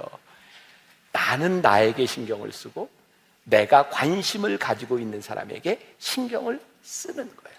오늘 성경이 뭐라고 얘기하세요?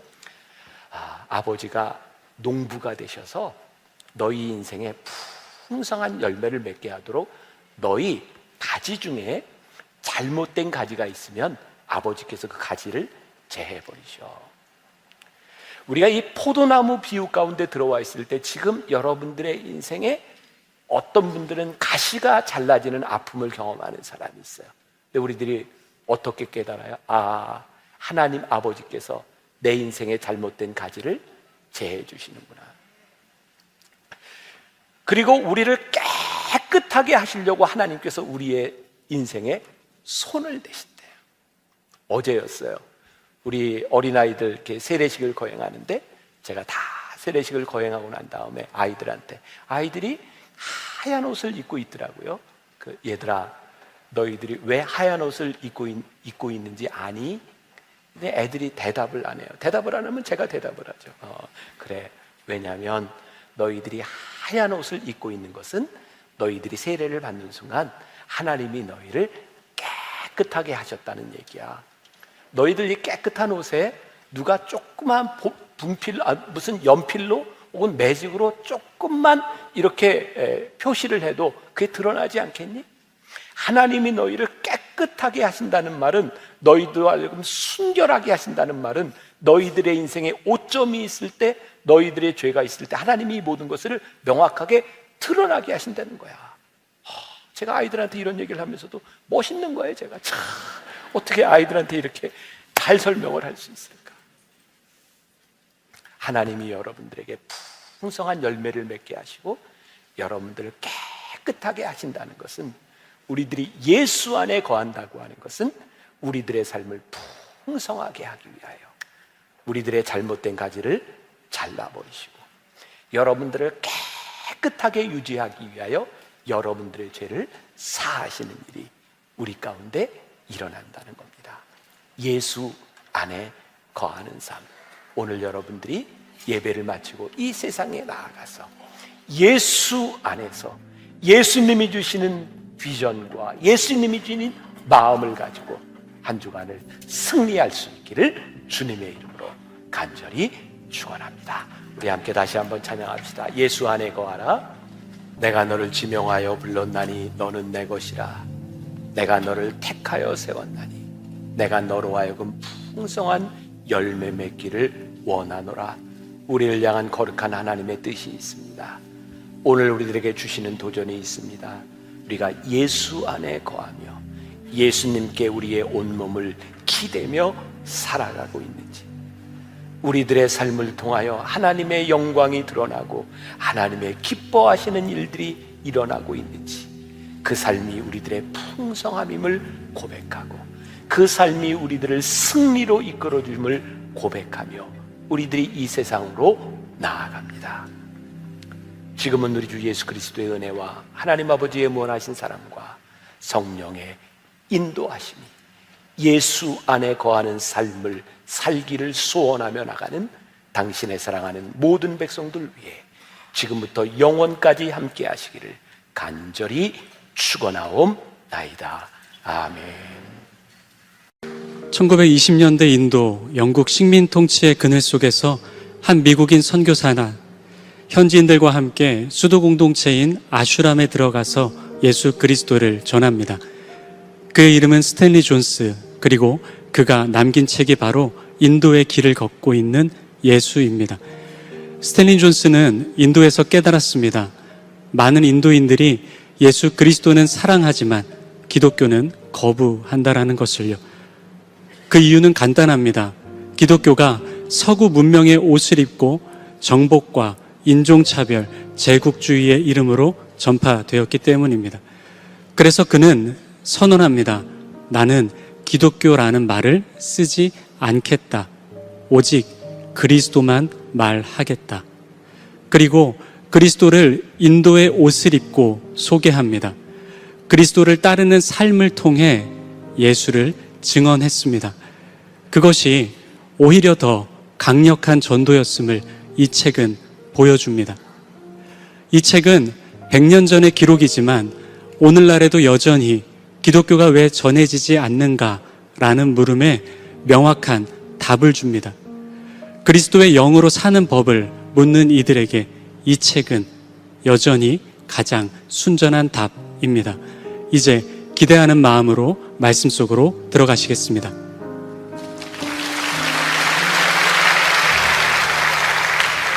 제가 여러분들에게 신뢰감을 주기 위해서 제가 솔직하게 이야기를 합니다. 제가 느낀 감정들을 그대로. 지난주에 우리들이 읽었던, 함께 나눴던 책이 뭐죠? 순전한 기독교, C.S. 루이스의 Mere Christianity. 제가 그 책이 쉽다 그랬어요? 어렵다 그랬어요?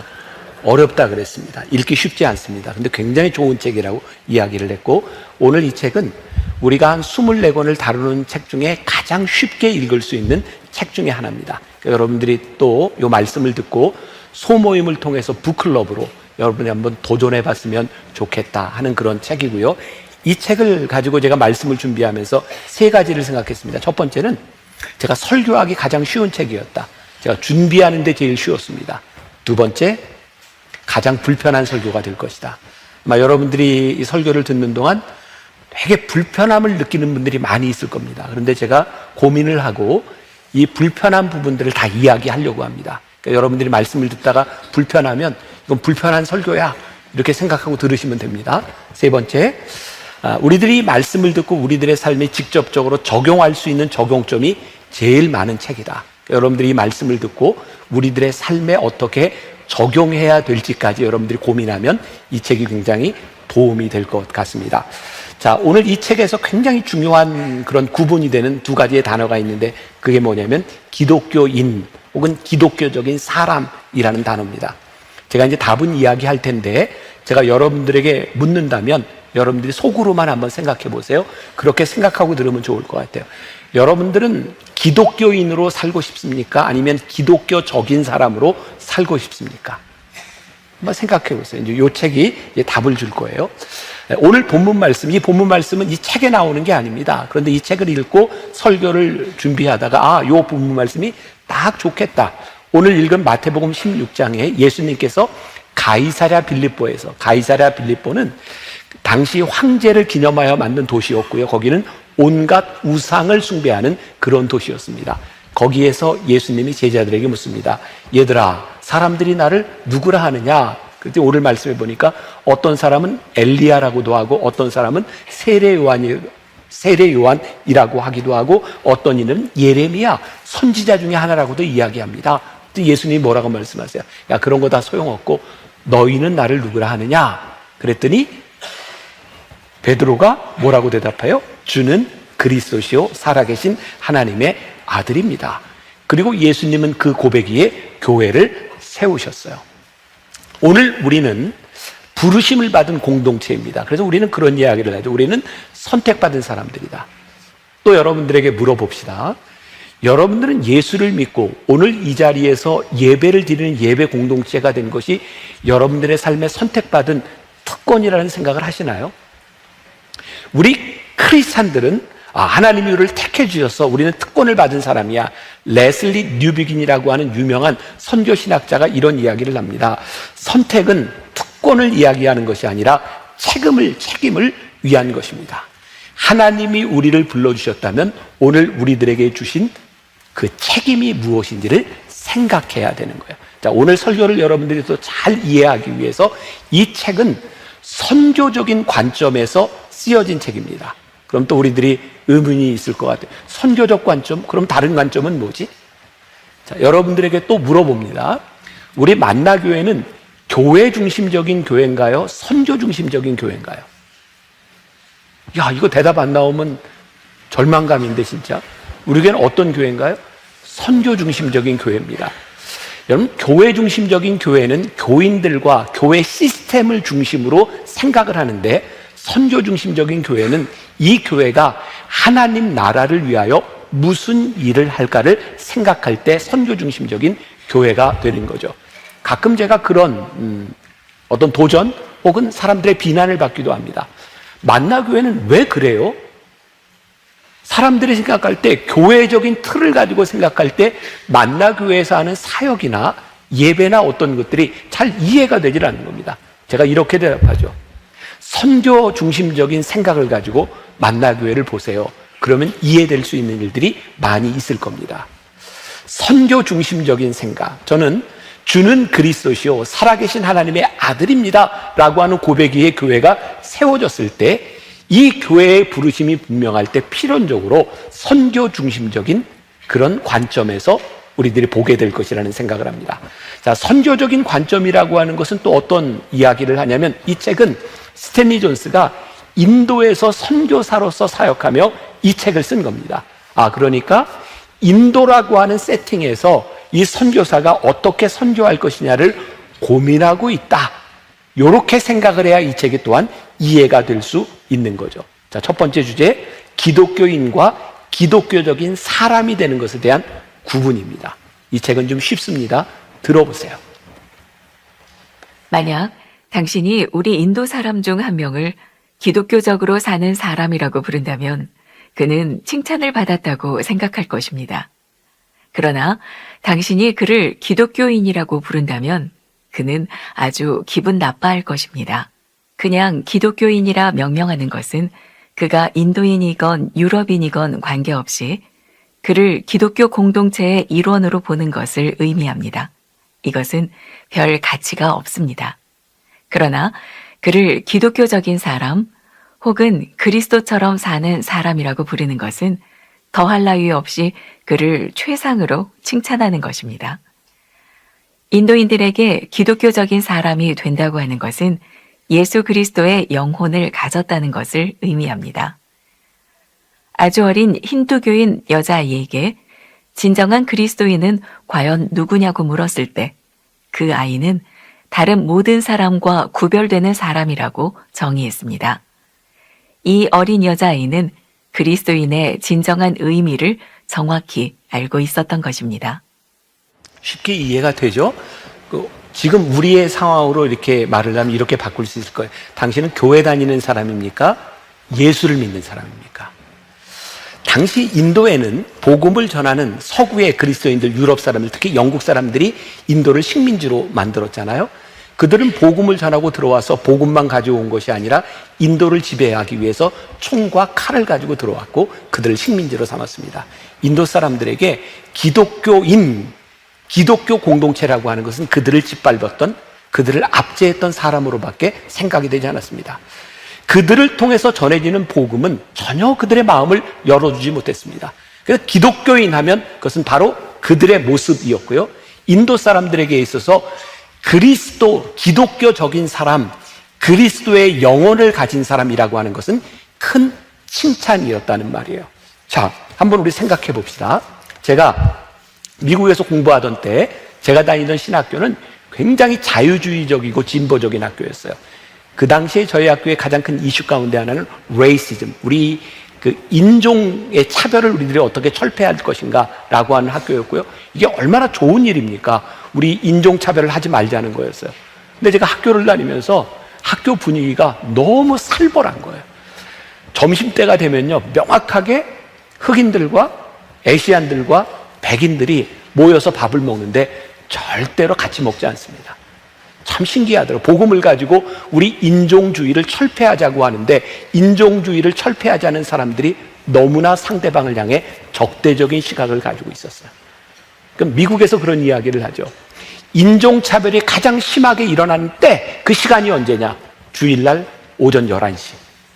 미국은 극명하게 주일 오전 11시가 되면 백인은 백인 교회로, 흑인은 흑인 교회로, 한국인은 한국인 교회로 갑니다. 교회에서 일어나는 일들입니다. 우리는 이런 일들을 보면서 교회에서 일어나는 일들이 복음적이라고 이야기하지 않습니다. 그것은 그리스도의 영혼을 담았다고 이야기하지 않습니다. 오늘 이 책에서 우리들에게 중요하게 이야기하는 거예요. 정복자의 모습으로 아무리 복음을 전한다고 해도 그 메신저가 복음적인 사람이 되지 아니하면 그 복음은 전파되지 않는다는 거예요. 우리가 흔히 그런 이야기 하잖아요. 우리들이 어떤 말을 하든 그 말이 힘을 갖기 위해서는, 그 메시지가 힘을 갖기 위해서는 메신저가 어떤 사람이냐가 중요하다. 인도에서 복음이 전파되기 위해서 어떤 사람이 복음을 전하느냐, 그리고 어떤 방식으로 복음을 전하느냐는 것은 굉장히 중요한 이야기죠. 이 책에 이런 내용이 나와요. 조만간 우리는 좋은 기독교를 소개하는 것이 가장 좋은 선교 방식이라는 것을 분명히 깨닫게 될 것입니다. 좋은 기독교를 소개하는 것은 아무런 가식 없이 만천하에 예수를 선포하는 방법입니다. 우리가 생각하고 부르는 교회, 이 교회 안에, 기독교 안에 진정한 본질을 우리들이 담고 있는가? 제가 굉장히 불편하지만 우리들의 삶에 적용할 수 있는 부분이라는 이야기를 냈어요. 교회에서 일어나는 많은 일들, 교회가 하고 있는 많은 일들 가운데 정말 그리스도를 우리들이 전하고 있는가? 벌써 30여 년 전 제가 저기 임해천 동진상가에서 만난 개척교회를 할 때였어요. 그때 이렇게 길거리를 지나가면 많은 개척교회들이 있었는데 아주 인상적으로, 막 그때 분당에 살았던 분이라면 기억하는 분이 있을지 몰라요. 플래카드에 이런 게 적혀 있었어요. 한 번만 우리 목사님 설교 들어보세요. 그런 플래카드가 걸려 있었어요. 물론 그 목사님을 생각하는 교인들이 그 목사님을 굉장히 좋아하고 설교가 좋다라고 이야기할 수 있을 것 같아요. 근데 저는 그때 그런 생각을 했던 것 같아요. 우리 목사님 설교를 한번 들어보세요. 이게 복음을 전하는 방식인가? 여기 오래된 교인들은 기억할 거예요. 제가 어느 날 설교 시간에, 주일 설교 시간에 제가 판교에 전도 금지령 내린 적이 있습니다. 만나 교인들 절대로 판교 가서 전도하지 마세요. 제가 어느 날 판교에 갔을 때 새로 막 이사 오는 그런 신도시에 사람들이 들어오는데 정말 많은 교회들이 천막을 쳐놓고 사람들을 끌어모으는 거였어요. 호객행위를 하는 거예요. 우리 교회 오세요. 우리 교회 오세요. 예수 믿지 않는 사람들에게 우리는 좋은 복음을 전하고 있는가? 우리는 그들의 눈살을 찌푸리게 하고 있는가? 우리는 복음을 전하고 있는가? 아니면 교회를 선전하고 있는가? 이런 부분들에 대해서 본질적으로 명확하게 우리들이 구분이 되지 않는다면 우리는 복음을 전하는 사람들이 아니라 교회를 다니는 사람에 머물 수도 있는 거야. 오늘 저를 포함해서 우리들이 불편해야 된다. 우리들에게 복음, 그리스도가 있는가? 아니면 우리는 교회를 가지고 교회를 선전하는 사람들이 되어지고 있는가? 사도 바울이 이런 고민을 했어요.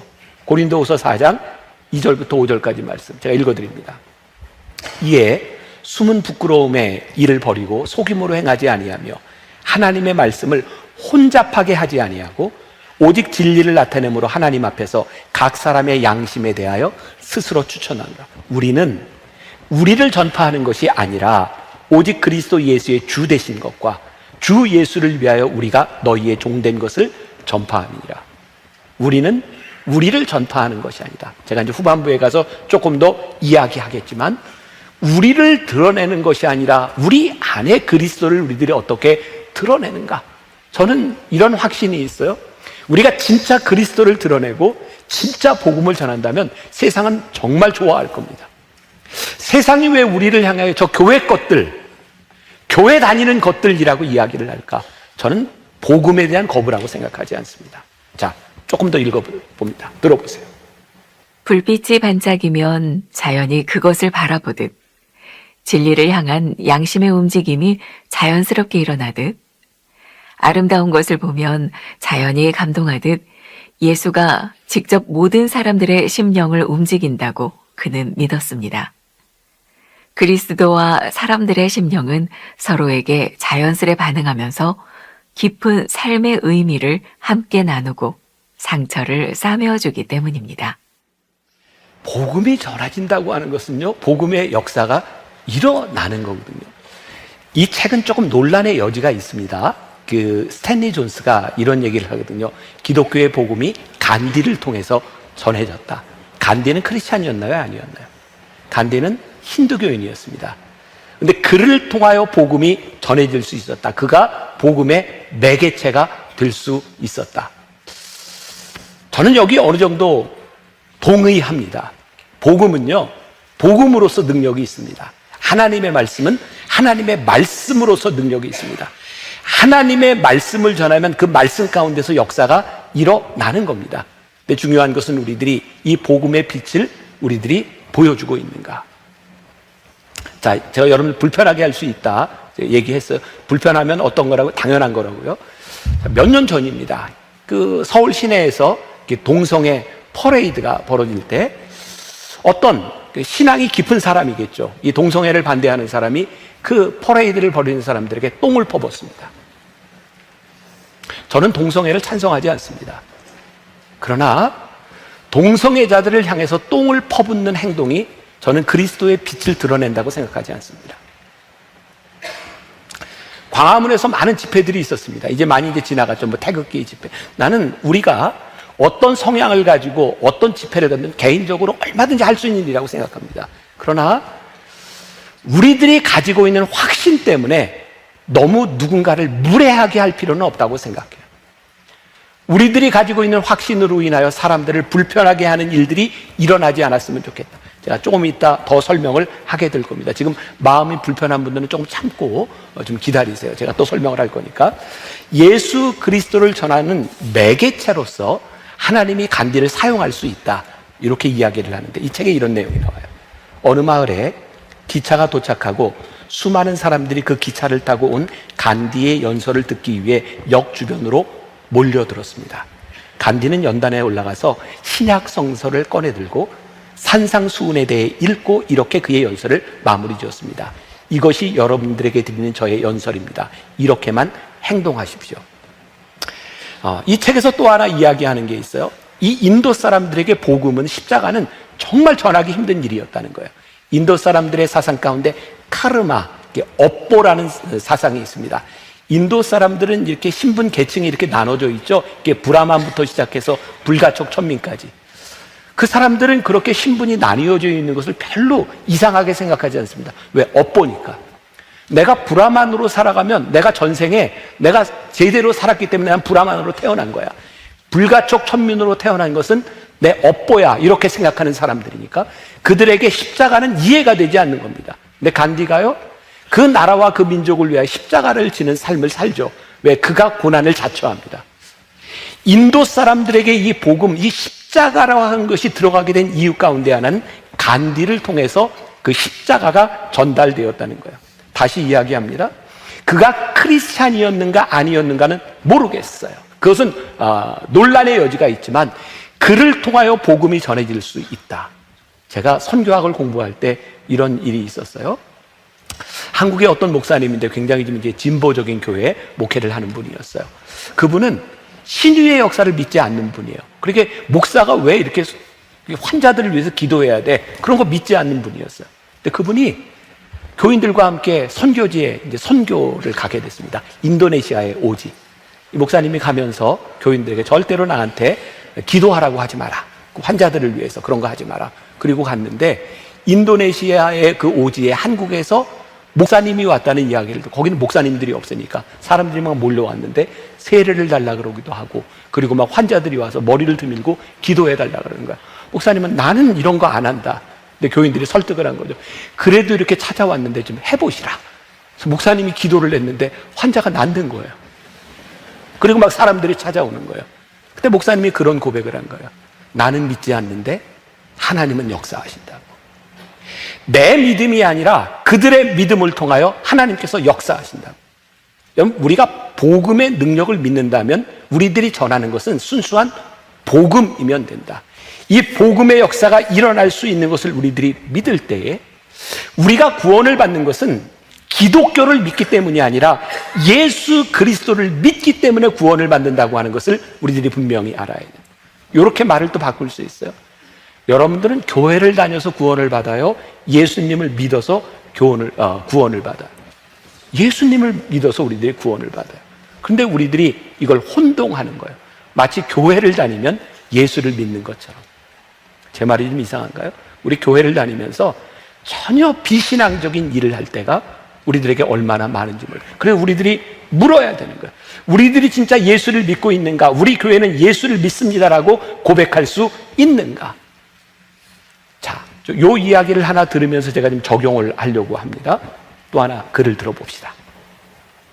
인도인들이 그들의 교회를 세우고자 할 때 그들은 서구 교회의 경험을 그대로 적용할 수도 있고 그렇지 않을 수도 있습니다.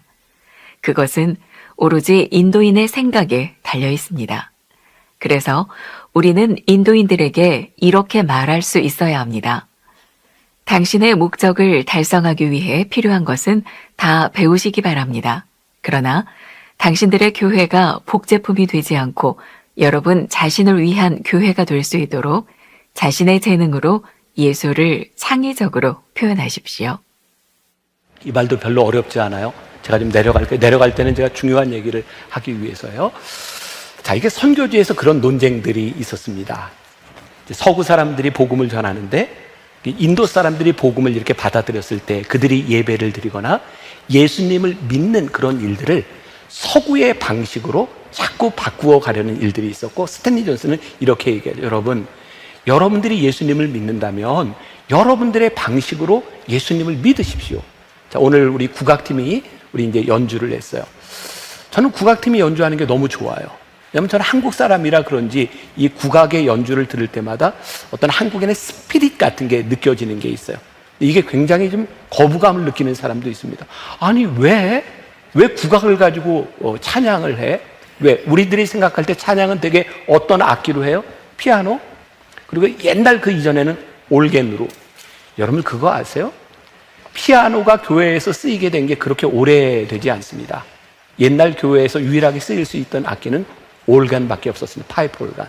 왜? 이 피아노는 딴따라 악기로 구분되는 악기였어요. 근데 지금은 너무 당연하게 우리들이 예배를 피아노를 가지고 찬양을 하기도 하죠. 제가 얼마 전입니다. 이름은 되면 알만한 아주 유력한 어떤 분이 저를 앞에 놓고 제가 너무 무례하게 저한테 이야기를 하는 거예요.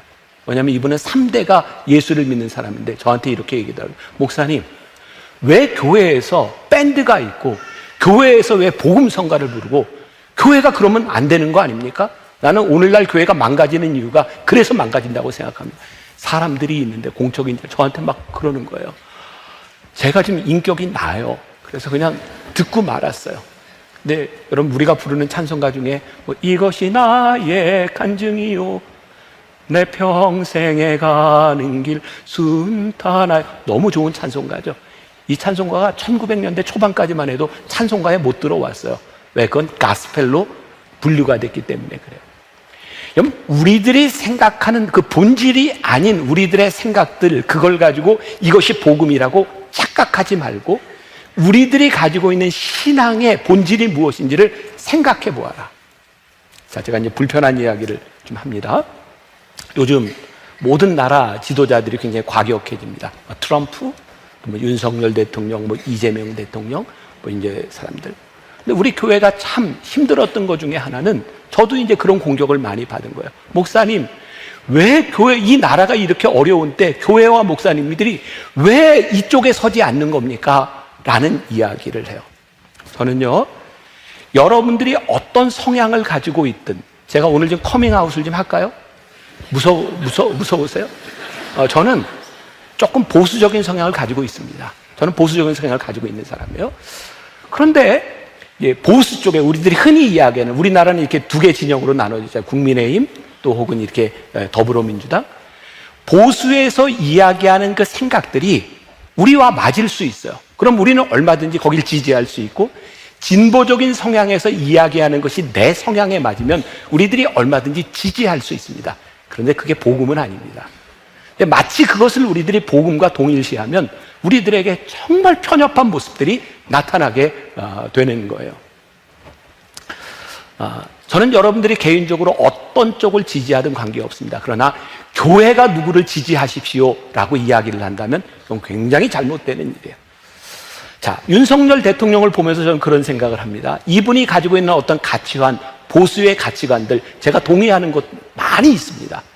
그런데 그분이 감옥에 들어가서 성경을 읽는다라고 하는 것 때문에 교회가 이분을 지지해야 된다라고 얘기하지만 저는 그분이 성경을 읽을 때 저는 그분이 그리스도인이라고 생각하지 않습니다.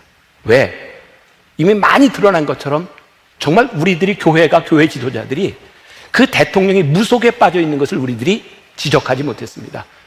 우리는 예언자처럼 분명히 얘기했어야 되는 그건 잘못된 것입니다. 그러나 당신이 추구하는 이런 생각들에 대해 우리는 얼마든지 동의할 수 있습니다. 그러나 그것이 복음적으로 교회가 동의할 수 있는 일은 아닌 겁니다. 새로운 대통령 이재명 여기저기서 예배 드리는 모습들이 나옵니다. 저는 그분이 예배 드린다고 교인이라고 생각하지 않습니다. 왜? 그분의 삶을 통해서 그리스도인의 가치관이 나타나지 않는다면 그것은 교회가 그 사람을 동의할 수 있는 것이 아닙니다. 우리는 개인적으로 얼마든지 그 사람에게 동의할 수 있습니다. 그러나 교회가 어떤 편에 설 수 있는 것은 아닙니다. 저는 윤석열 대통령이 감옥에서 성경을 읽는다면 우리는 이렇게 기도해야 됩니다. 하나님, 정말 성경을 읽을 때에 그분이 저 말씀 가운데 변화되는 역사가 일어나게 하여 주옵소서. 누군가 대통령이 어떤 교회 가서 예배를 드릴 때 그가 정치적으로 표를 얻기 위해서 그 예배를 드릴지라도 하나님 그 예배 가운데 성령님 역사하여 주셔서 그의 마음을 바꿔주시고 그리스도인이 되게 하여 주옵소서. 오늘 우리들이 분명히 알아야 되는 것이 있어요. 교회는 어떤 사람의 편에 서는 것이 아니라 우리들이 어떻게 복음 위에 서느냐에 대한 문제이고, 교회가 따라야 되는 것은, 교회가 선포해야 되는 것은 복음이고 그리스도 예수를 우리들이 어떻게 전해야 될 것에 대한 그런 문제입니다. 제가 9시 50분 예배를 마치고도 이 얘기하고 공격을 또 많이 받았어요. 뭐 별 얘기 다 해요. 근데 저는 제가 고민하다 이런 얘기입니다. 하나님, 어떻게 교회가, 우리 교회가, 한국 교회가 어떻게 가야 될지 이거 분명히 알아야 되지 않겠습니까? 우리가 어떤 이데올로기, 내 생각에 이렇게 따라가는 것이 아니라 교회는 복음 위에 서게 하여 주옵시고, 그리고 저는 여러분들이, 저는 커밍아웃해서 좀 보수적인 사람이다. 여러분들이 보수적이든 진보적이든 우리들이 예수의 이름 앞에서 함께 예배 드릴 수 있는 게 이게 기적이잖아요. 교회만이 할 수 있는 일이고, 그리고 내가 생각이 다른 것 때문에 다른 사람들을 자꾸 틀렸다고 이야기하지 말아라. 우리가 믿는 것이 무엇인가? 자, 이 책에서 또 이런 이야기를, 굉장히 중요한 이야기예요. 우리가 무엇을 믿느냐라고 묻는다면 우리는 여러 가지 답이 가능합니다. 그러나 누구를 믿느냐고 묻는다면 우리들에게 답은 딱 한 가지입니다. 예수 그리스도. 교회가 물어야 될 질문은 우리들이 누구를 믿느냐는 거예요. 무엇을 믿는가? 어떤 방식으로 믿는가? 가장 첨예하게 또 이렇게 갈라지는 것 중에 하나가 세례 방식이잖아요. 어떤 교단에서는 이렇게 침례를 줘요. 그래서 물속에 들어갔다 나오는 것. 우리 교단에서는 성부와 성자와 성령의 이름으로 세례를 줘요. 둘 다 누구 이름으로 세례를 줘요? 성부와 성자와 성령의 이름으로. 그런데 너 이렇게 받았으니 물속에 들어가 라고 이야기한다면, 내 방식과 다르기 때문에 이런 방식을 따르라고 이야기한다면 얼마나 편협한 사람들이 되는가. 우리가 선포해야 되는 것은 복음의 아름다움이에요. 우리들이 복음으로 사랑할 수 있고, 복음으로 포용할 수 있고, 복음으로 예수 그리스도를 믿는 공동체 안에서 나와 생각이 다른 사람들과 함께 갈 수 있는 유일한 공동체, 그게 무엇인가? 교회라는 거예요. 그래서 이 서구 교회가 많이 어려웠던 선교지에 가서 자꾸 그들의 방식으로, 그래서 그들은 뭐라고 얘기하냐면 복음의 문을 닫는 거예요. 저건 제국주의, 우월주의.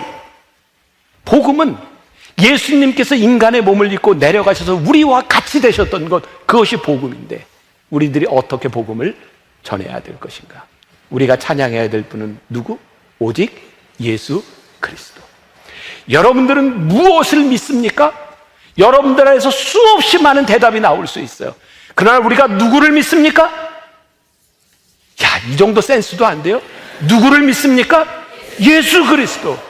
예수 그리스도를 믿는 믿음 안에서 선명한 복음이 우리들에게 선포되면 아름다운 복음이 저는 선포될 수 있으리라 믿습니다.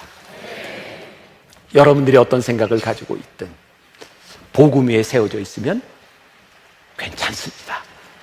우리는 만나교회가 그런 교회가 되었으면 좋겠고, 한국교회가 그런 교회가 되어질 수 있기를 간절히 소원합니다.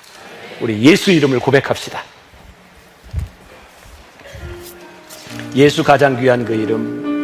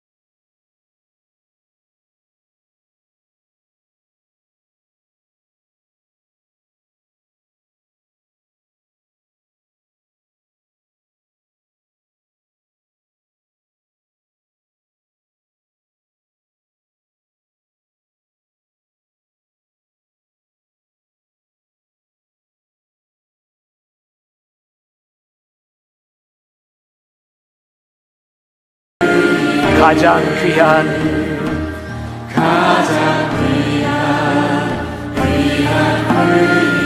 가장 귀한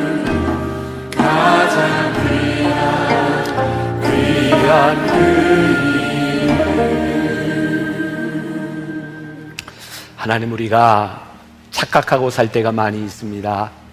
교회를 다니면 우리들이 그리스도인인 것처럼, 우리의 생각이 진리인 것처럼 착각할 때가 많이 있습니다. 늘 우리의 마음속에 우리가 믿는 분이 누구인지를, 우리들이 선포하는 것이 무엇인지를 생각하고 깨닫게 하여 주시고, 늘 우리들의 마음속에 선명한 복음의 기준이 살아있는 사람들, 이 세상 한가운데서 좋은 복음을 선포할 수 있는 믿음의 사람들로 살아가게 하여 주옵소서. 우리 성도들 이제 예배를 마치면 세상으로 나아갑니다. 이 세상 한가운데서 우리를 바라보며 복음이 무엇인지, 저 사람은 그리스도의 영혼을 가진 사람이야, 저 사람은 구별되는 사람이야, 우리들의 삶을 통해서 드러낼 수 있는 귀한 믿음의 성도들 되게 하여 주옵소서. 지금은 우리 주 예수 그리스도의 은혜와 하나님 아버지의 무한하신 사랑과 성령의 인도하심이, 진정한 복음 들고 예수 그리스도를 주로 고백하며 이 세상으로 나가는 당신의 사랑하는 모든 백성들 위해 지금부터 영원까지 함께 하시기를 간절히 축원하옵나이다. 아멘.